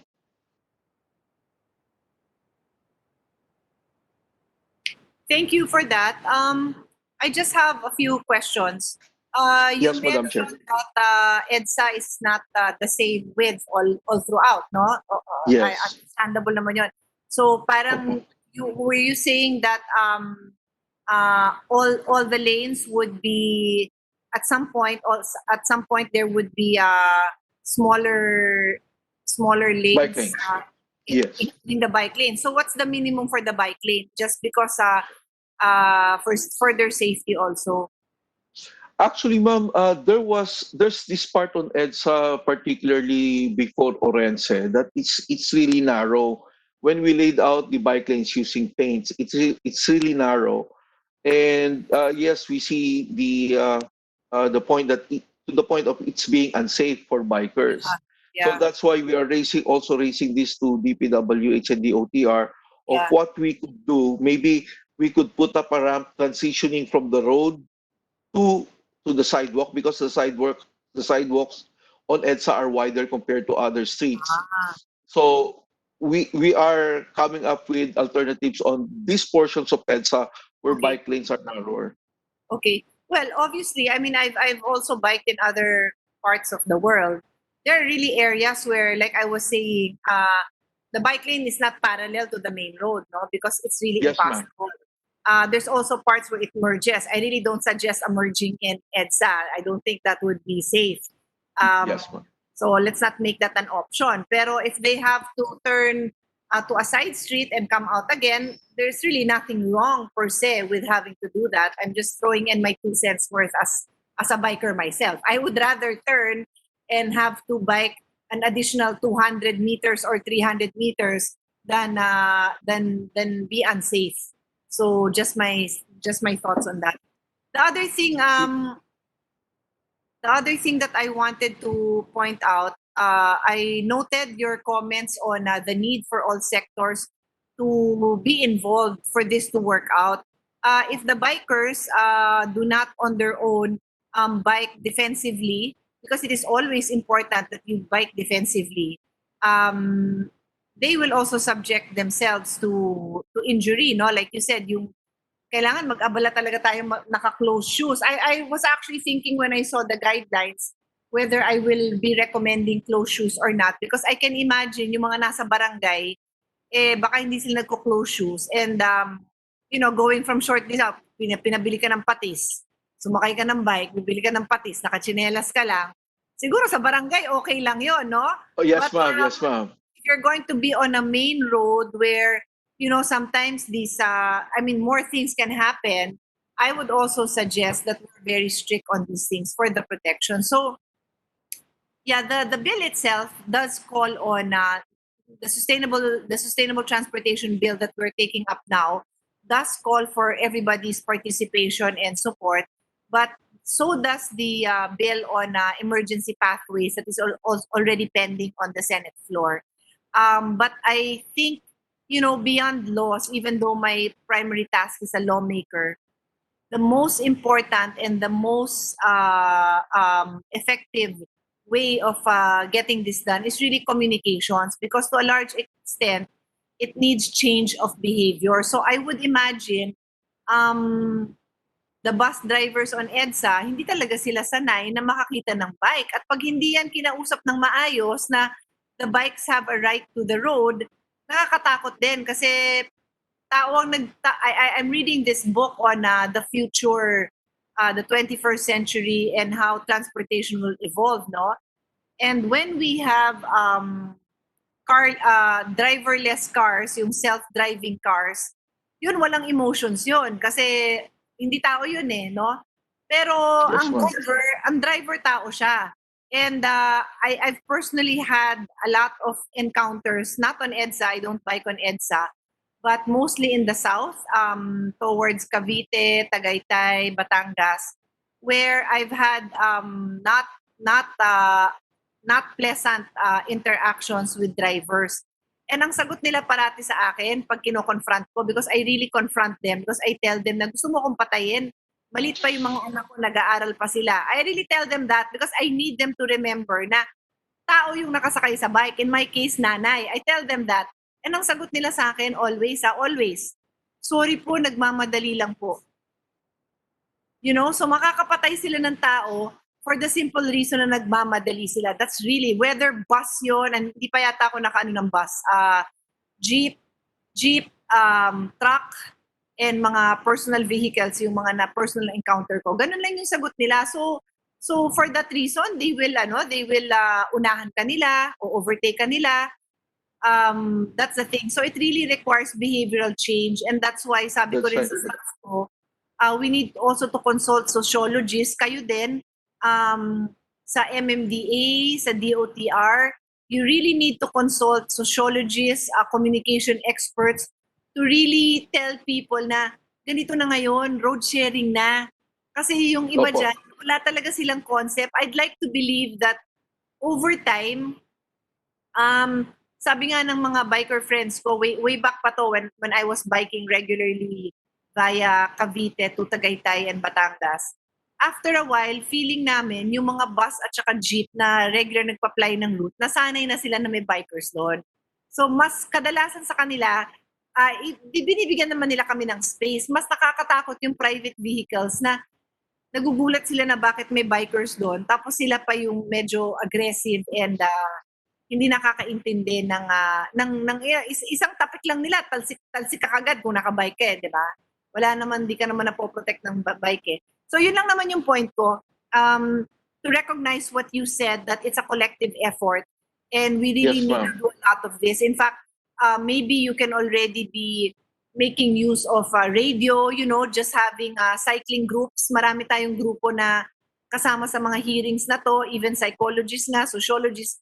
Be the guest, no? I-ano nyo sila, i-promote nyo ang pag-guest nila to talk about these things. Kasi mismo yung bikers, marami din siya ng pasuway din. Hindi rin parang may pinapatunayan din siya na hindi rin maganda. So it Yes, ma'am. goes for all sectors, not just wala akong ine-exclude kasi lahat are responsible for having safety on the road. That's also Madam the reason Chair. why, Madam Chair, that we put up a barricade for the buses so that we will not have a weaving and interchanging vehicles and buses on the road, just like what we experienced before COVID. So that's why we dedicated the busway for the buses so that it will be through and through and we'll have a smooth Correct. transition from north to south. And likewise, that's the position of MMDA for the bike lanes, that it should be protected considering it is on EDSA at grade. So, the Greenways project was being discussed a while ago, and that's what we were eyeing to have on EDSA so that we could put in together all the active transportation, walking, scooter, and biking all together. But since we are in a pandemic and we are the urgency to have a bike, so that's why we agreed with DPWH and DOTR to put up a bike lane at grade, as long as it will be protected with a barricade or a steel railings or a bollard. Okay. But yun nga, Madam so Chair. let's please explore yung sa communication, no? So you Yes, can, ma'am. Yes, ma'am. We will do po. public service din yan eh. Is it Robert? Is that you who Yes, wants to ma'am. say something? Yeah, please Yes, I'd proceed. like to react. Yes. Yes, sure. Thank you very much, Madam Chair. On behalf of the Move as One coalition and other civil society groups, we just want to make one additional point in reaction to Sir Bong's presentation. In this period of the pandemic, it becomes very important for us to uh, prioritize the interests of those who do not have the protection of a motor vehicle. And when we think today of changing behavior, perhaps the most important, in a way, change is the mindset that we have had for many years of prioritizing cars on all our roads. We believe, we look at cars and they fill all our roads, and we sometimes think that car owners are our clients, but they represent, for Metro Manila, less than 15% of total households. The vast majority are people who do not have cars and who require efficient means of transport, including cycling. So, in this situation, what is most desirable as a response is to attract as many people as we can into cycling, into safe, transportation where they can move independently with physical distancing. And with that in mind, we have to think about how we are using our road space on EDSA.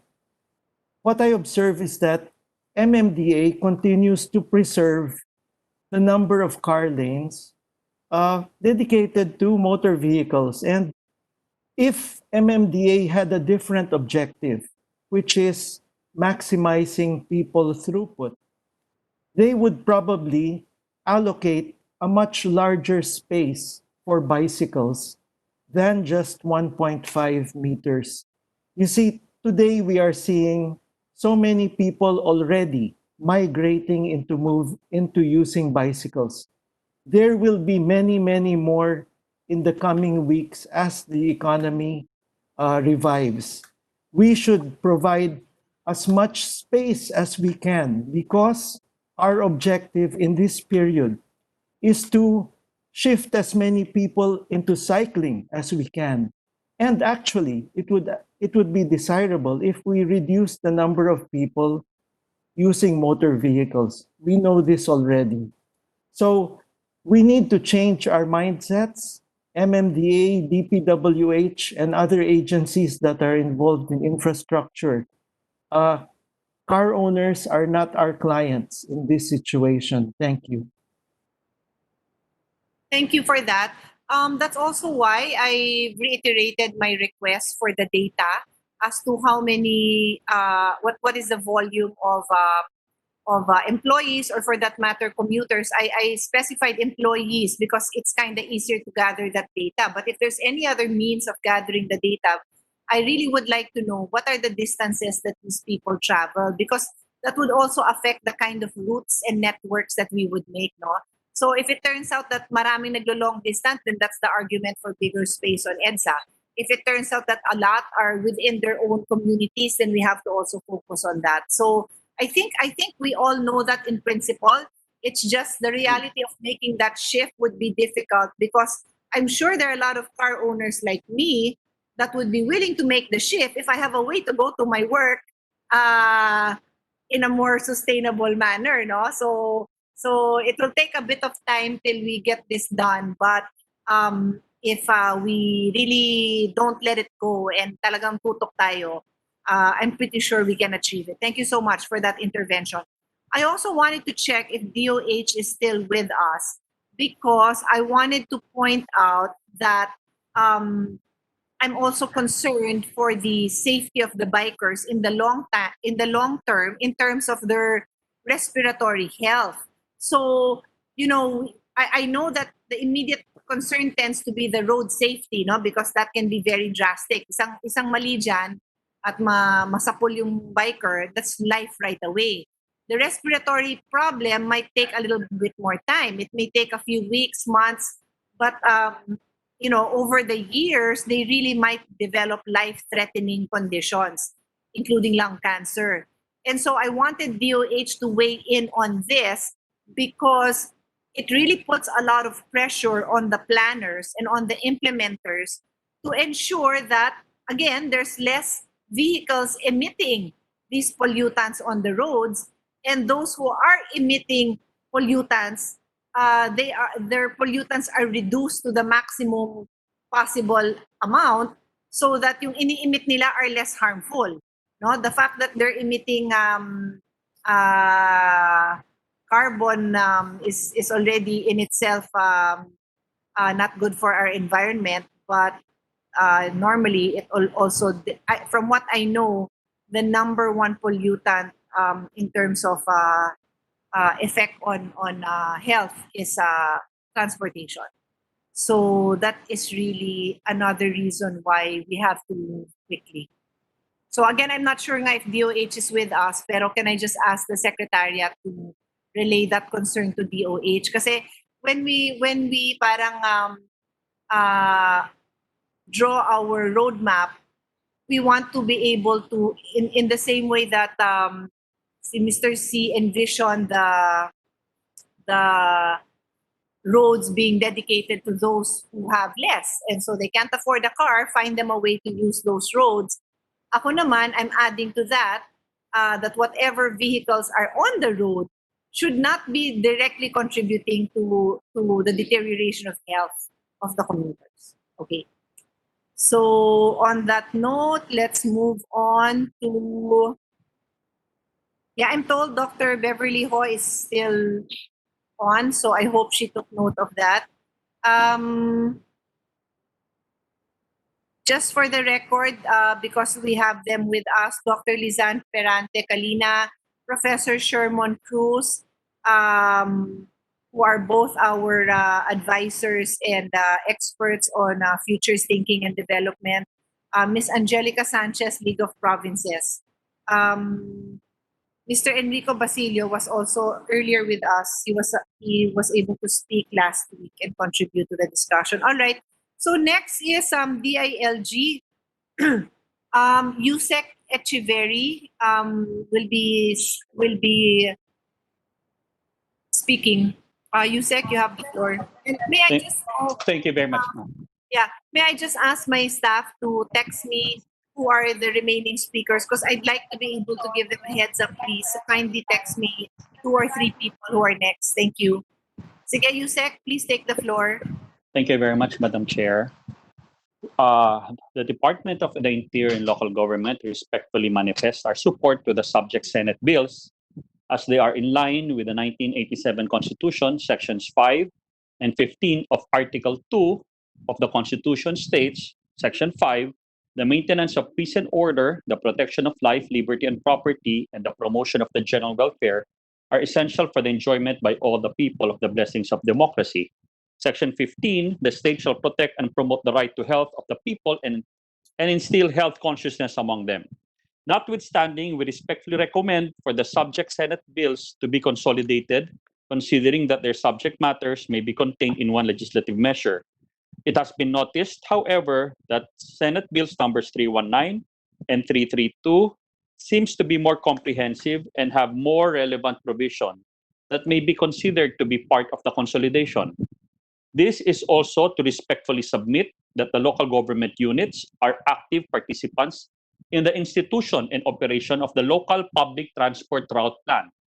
This department, through Joint Memorandum Circular number 001 series of 2017 with the Department of Transportation, requires all LGUs to prepare and submit their LPTRPs or local public transport route plans to the Department of Transportation and the Land Transportation Franchising and Regulatory Board.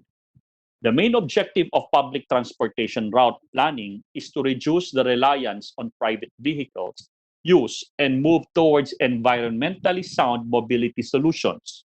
To help realize this objective, the LPTRPs to be prepared by LGUs should be easy to understand and responsive to the transport and mobility needs of one locality, providing public transportation in undeserved areas and rationalizing areas where there is an oversupply of public transportation modes.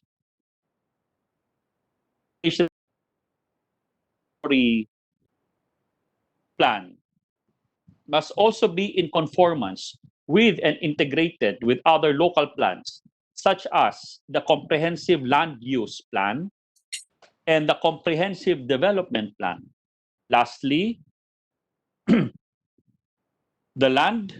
LPTRPs should be monitored and evaluated following the same cycle of the Comprehensive Land Use Plan, review or as frequently required. This department also issued Memorandum Circular number 2020-100 dated July 17, 2020 on the guidelines for the establishment of a network of cycling lanes and walking paths to support people's mobility. It mandates that all local government units to review their land, their LPTRPs, their CLUP, and the CDP, and other data relative to the subject, and to improve the same for prioritization of establishment of cycling lanes and walking paths. It also reiterates the task and responsibility of LGUs to clear roads of illegal obstruction. Other than the foregoing, we shall defer to the comment and/or recommendations of the Department of Transportation, National Economic and Development Authority, Department of Public Works and Highways, and the DBM on matters relative to the respective mandates and technical expertise. Thank you, Madam Chair. Thank you for that, Yusek.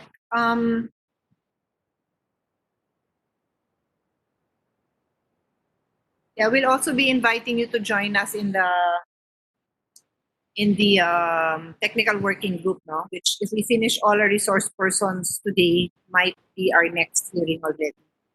So after this, we will call on DOST Engineer Robert Dizon, and then following DOST would be DTI. So please proceed, Engineer Dizon.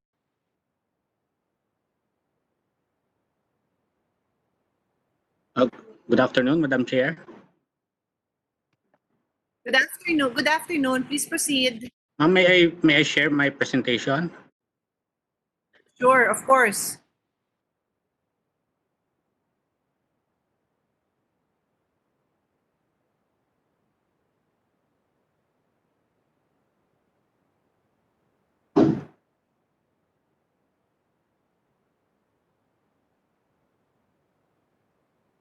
So, ma'am, I would just like to share the presentation of Secretary Fortunato de la Peña to the Cabinet made 2 years ago. I presented this to the President, actually. Go ahead. So this is the DOST Mass Transportation Technologies.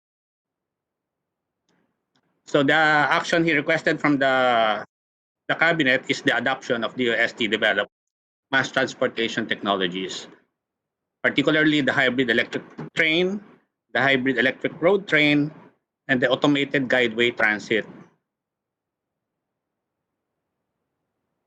So we all know that the Philippine mass transportation as of today depends on expensive foreign technologies. There is insufficient mass transportation systems. We have limited capability to maintain existing systems. There is no local industry for mass transportation. And according to JICA, we lose 3.5 billion per day due to traffic. So since 2012, the DOST has been developing different types of mass transportation. We have the hybrid electric train, the hybrid electric road train, and the automated guideway transit. So the hybrid electric train is has been used actually by the PNR last year, but right now we are still continue to test it to address some of the concerns that PNR raised during its trial operations. The hybrid electric road train, this is the one mentioned by Attorney Oposa last time. We have two units. We have two prototypes. The big one is currently in General Santos, and the small one is being used in Kawayan Isabela by the local government. The automated guideway transit system, we have two units before, but the one we dismantled already the one in UP. What remains is what we have here in Bikutan. You must have probably seen it. So for the possible routes, the hybrid electric train is targeted for use by the PNR in its Calamba to San Pablo route. For the road train, we've tried it in Clark and Cebu, in General Santos, and there is a study for its use in Panay by the Panay Railways and with field track. Possible routes for the AGT are UP, here also in Bikutan. We conducted studies in Litex, Baguio, and even some routes in Metro Manila like Shaw Boulevard and Ortigas. So may I show you a few video of the vehicles running?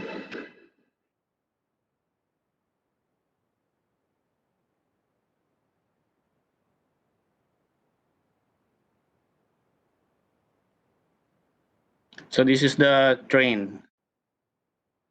And this is the road train being demonstrated before in Clark.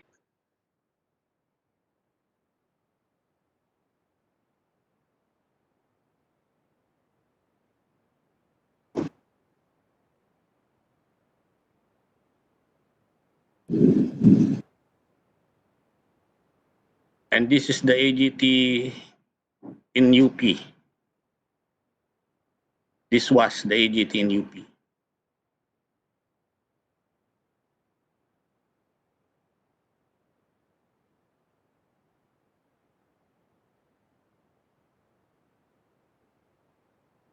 To compare our vehicles with the commercial models, our hybrid electric train costs only 120 million compared to the new PNR trains that we see running now. They cost around 294 million. Our train can carry a little less passengers, but in terms of cost per passenger, our train is cost much less. For passenger, for acquisition period, we can also manufacture them in less time compared to the acquisition period for the Indonesian train, which took them more than 2 years. So in summary, the hybrid electric train has a lower rolling stock cost per passenger and has a faster acquisition period. For the hybrid electric road train, compared with the BRT, the articulated buses, for the same passenger capacity, we are much less expensive, and acquisition is also much faster. The AGT is even less expensive than the monorail counterpart. So these are the advantages of the DOST developed mass transportation technologies. All parts are locally available. There is an availability of local experts. They are more cost effective, and they are modern. They are modern local mass transportation. and it will modernize the transportation industry. It can generate jobs, even foreign exchange savings. Then there is also potential for export. For interagency collaboration,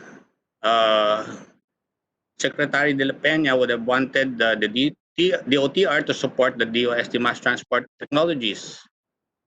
And DOST and DPWH and MMDA should collaborate for the impact simulation and analysis, and with DTI to provide DOST the documents on smart cities, on essential component of which is having an effective mass transportation system. So the recommendation is to prioritize and utilize the DOST developed mass transportation technologies in accordance with Republic Act 10055, which is the tech transfer law. Then to institutionalize the mass transportation development program of the DOST in addressing the country's mass transportation needs, and to support the development of a local mass transportation industry. So this is essentially the action requested by the DOST from the cabinet to adopt the DOST developed mass transportation technologies. And we are also requesting the committee that we should prioritize the use and adoption of local mass transportation technologies. So that's all for the mass transportation technology of the USD. But Yusek Rowena Guevara also wanted to add that we are also developing some personal vehicles like this one, the local electric kick scooter. There are a number of kick scooters plying the streets nowadays, especially because of the pandemic. But we want a local version which will be much less expensive, but with higher quality and higher value to the commuters, to the riders. That's all that's all for my presentation, Madam Chair. Thank you.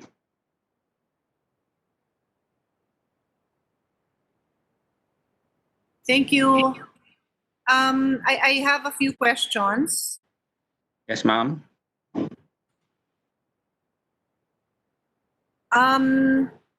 Itong mga the ones you presented, what is the longest amount of time that it has been to say that and it is as durable there is at the very least and ever breakdown that you would see in others.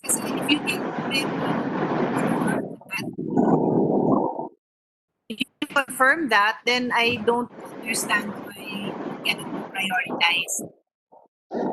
I'm sorry, ma'am. You're a bit choppy. I didn't get your question. Sorry. I think somebody has their please mute everyone. Kasi meron din ako. Please mute so there's no background noise. Can you hear me now? Nawala. Yan. Can you hear me now, engineer? Yes, ma'am. Okay, so what I was saying is itong mga pinresent ko, yung etc. Have like yung sa UP. So how long have, and then sabi mo yung UP natigil na. So tapos na ba yung trial period nito such that you already know that comparable yung wear and tear nyo yung with others available abroad? Yes, ma'am. For the road train, it has been tested for a long time, and the prototype is currently being used by the local government of Cagayan Isabela. So tested na talaga yung road train. For the PNR train, it has undergone so many tests, but what happened last year, 4 years na talaga siya dapat ng PNR except nagkaroon ng problem with the generator set. So we repaired the generator set. Right now, tinetest na lang ulit yung ano. It has to undergo the RAMS testing. Yung may procedure talaga si PNR for reliable operation ng vehicles nila. So the generator set is undergoing RAMS testing right now. Yung sa AGT, ma'am, we have tested it on our very short track. Yung guideway namin, which is just in UP 500 meters, yung nandito sa Bikutan is 350 meters. So we would have wanted it tested on a much longer track, but somehow wala pa kami makuhang sponsor para makapag-build kami ng test track so we can fully test the capability of the AGT. Kasi yung before, we were only able to test it up to 35 kilometers per hour because of the very short track length. We need a much longer track, mga 1 kilometer, para ma-test siya fully. Yeah, I agree. I don't think that should really be a problem, no? Feeling ko lang you don't have the support siguro of the other agencies. So that's precisely naman the purpose of this bill, to get all of the agencies talking so that something as simple as that na matest run nyo naman dahil which is necessary, hindi nyo pa magawa.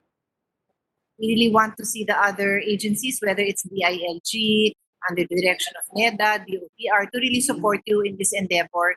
So, push for that. But in the meantime, I just have my staff coordinate more closely with you, find out what we can do to get this off the ground and tested even more. Ang dami-daming nangangailangan, parang kapag naman na wala tayong takers for the testing. But I appreciate this presentation. Thank you for that. Yes, ma'am. Thank you. Thank you also, ma'am.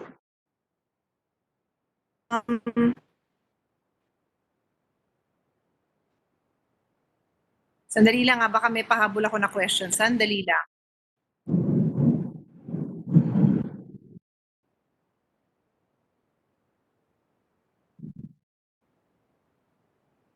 Can I, engineer, pwede mong ulitin, ano yung speed na kaya nitong mga, iba-ibang,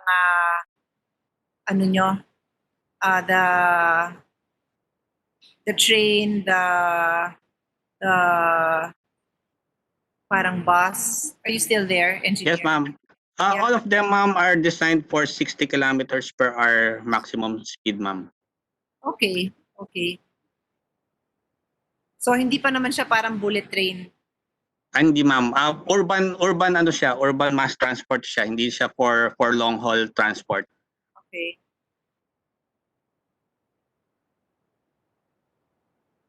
Sige. At ako din sa scooter, no? Excited ako dyan for the scooter. I don't know kung that's the actual design, the one you put, pero the one you posted. Pero yung pinost mo kasi, medyo cute siya, parang pambata. Pero kung electric na made for computers, hindi dapat ganun ka-cute, di ba? Yung nakikita kong pang commuter, pang adults, yung colors nila are more sleek, usually silver, gray, black. Comment lang naman kasi parang yung pag computer which is pang adult. Yes, ma'am.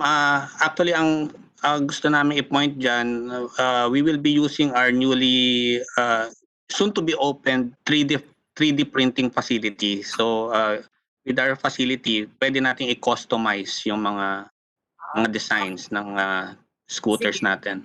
So available na ba yan? Ongoing pa yung talks with the kasi ano yan, joint development with a private company. So ongoing pa yung talks namin, ma'am. Okay, sige. All right. Okay, so based on the list that I have, everybody who is available has already been called. And save for a few agencies that I had follow-up presentations, we're pretty much done with most of the agencies. Sorry, DTI pa. Is DTI here? Are they available to speak now? Sorry, I overlooked that. Sa DTI, Director Angelita Arceliana and Mr. Edgar Del Rosario, can you speak? Can you take the floor?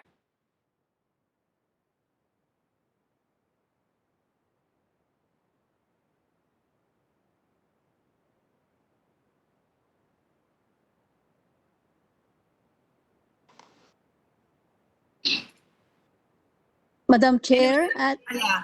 Yes. this is Lita Arceliana of the DTI. Actually, we requested the COMSEC this morning that we'll be presenting our position, the DTI positions in next hearing, Madam Chair.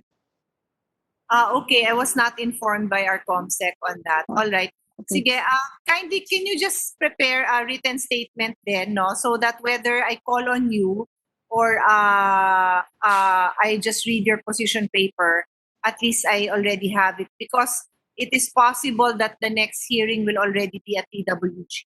So just Although, yes. Madam Chair, I have the initial position of DTI with me. I just don't have the full or comprehensive position of DTI because it's still for review by our principals. Well, if you It's want to just make that, a quick statement, you can. It's up to you. yes, Madam Chair. So I'll read it. So in view of enabling businesses and empowering consumers, DTI supports the passage of the proposed bills and the consolidation of the Senate bills into one Sustainable Transportation Act of 2020. The consolidated bill will promote transport development in the country and will benefit the riding public as well as ensure preservation or protection of the environment. Since transport is an integral part of the Filipinos' daily lives, this reform could greatly spur economic activities and prevent future economic losses resulting from the persisting traffic congestion. The bill also outlines a comprehensive strategy covering sound traffic management, efficient land use, and promotion of green public transport, which are all geared towards the attainment of sustainable development. Yun, Madam Chair, ang initial statement of DTI. All right. Sige. Thank you. Thank you for that. Okay. Thank you, Madam Chair. Andiyan pa ba si engineer from DOST? Yes, ma'am, I'm here. Robert, oo. Yung ano mo ba, yung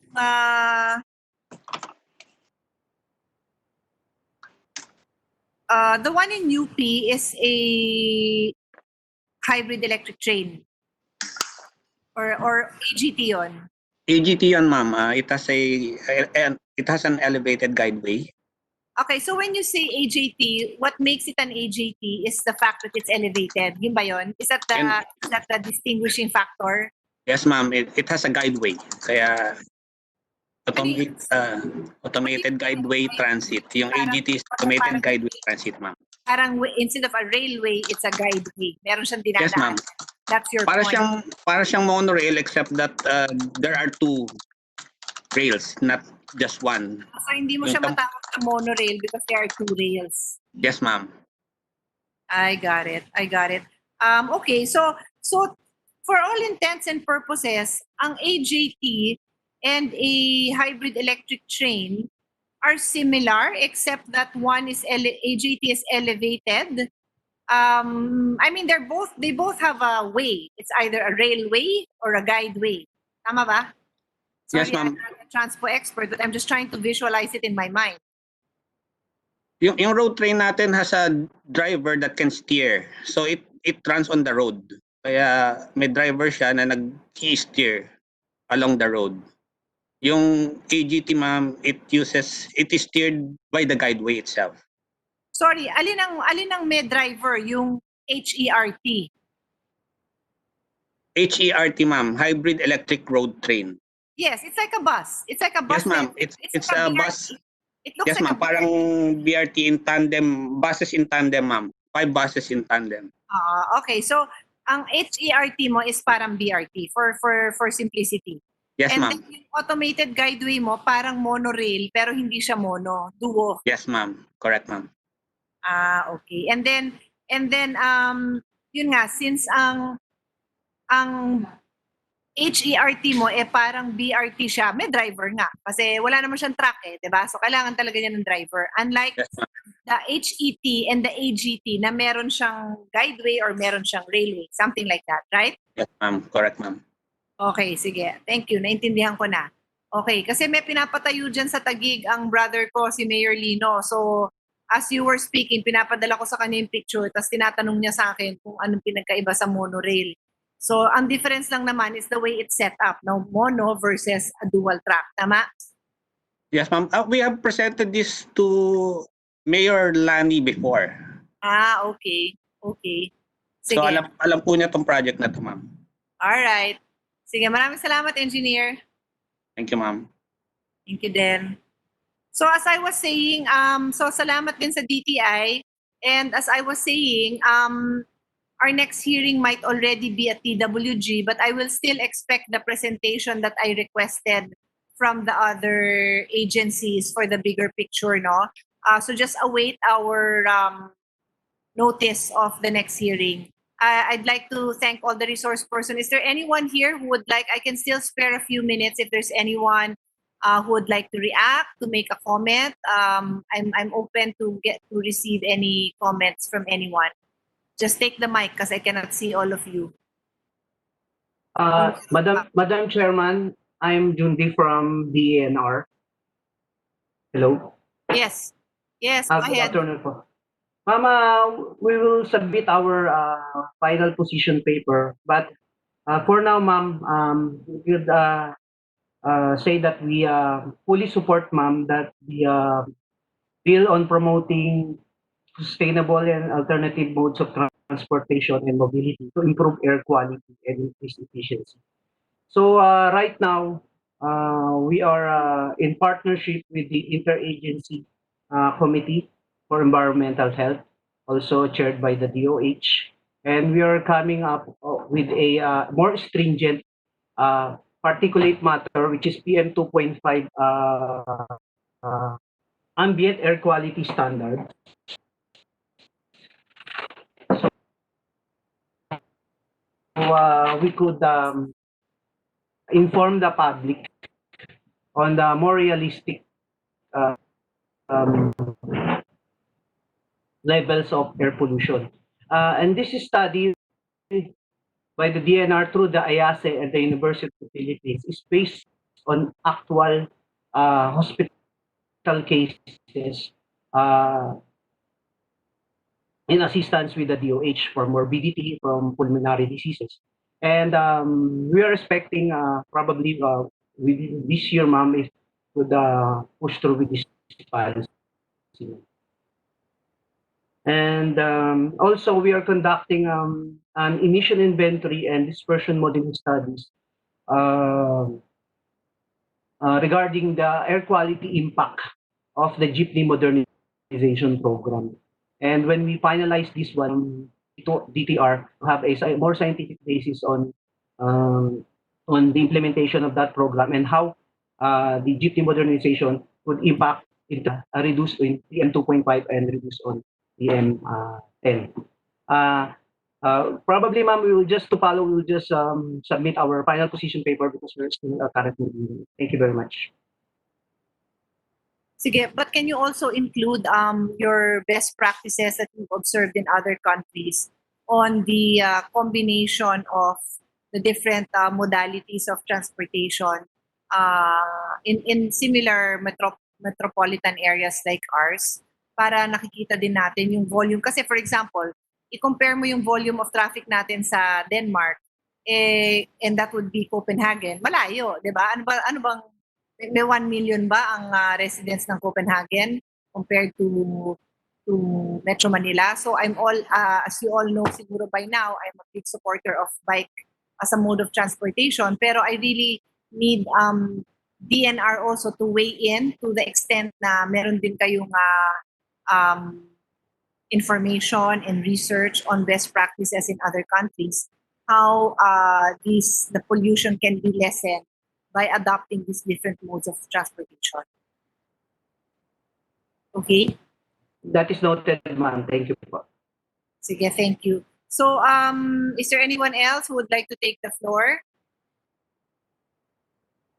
So if there's none, I'd like to thank my colleagues, Senator Tolentino and Senator Marcos were here earlier, and for everyone who took time to share their knowledge with us and the position of the agencies they represent.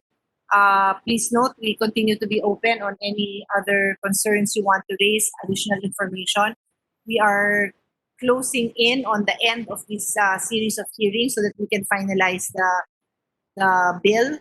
And as I said, it's possible that the next hearing will be at DPWH. It doesn't really matter on your end. We still will need your input, but may we ask that you go deeper into the bills now, especially for the key agencies, and give us recommendations on the wordings. No, if the mandate is clear enough, if the different agencies involved have been properly identified, responsibilities of each agency,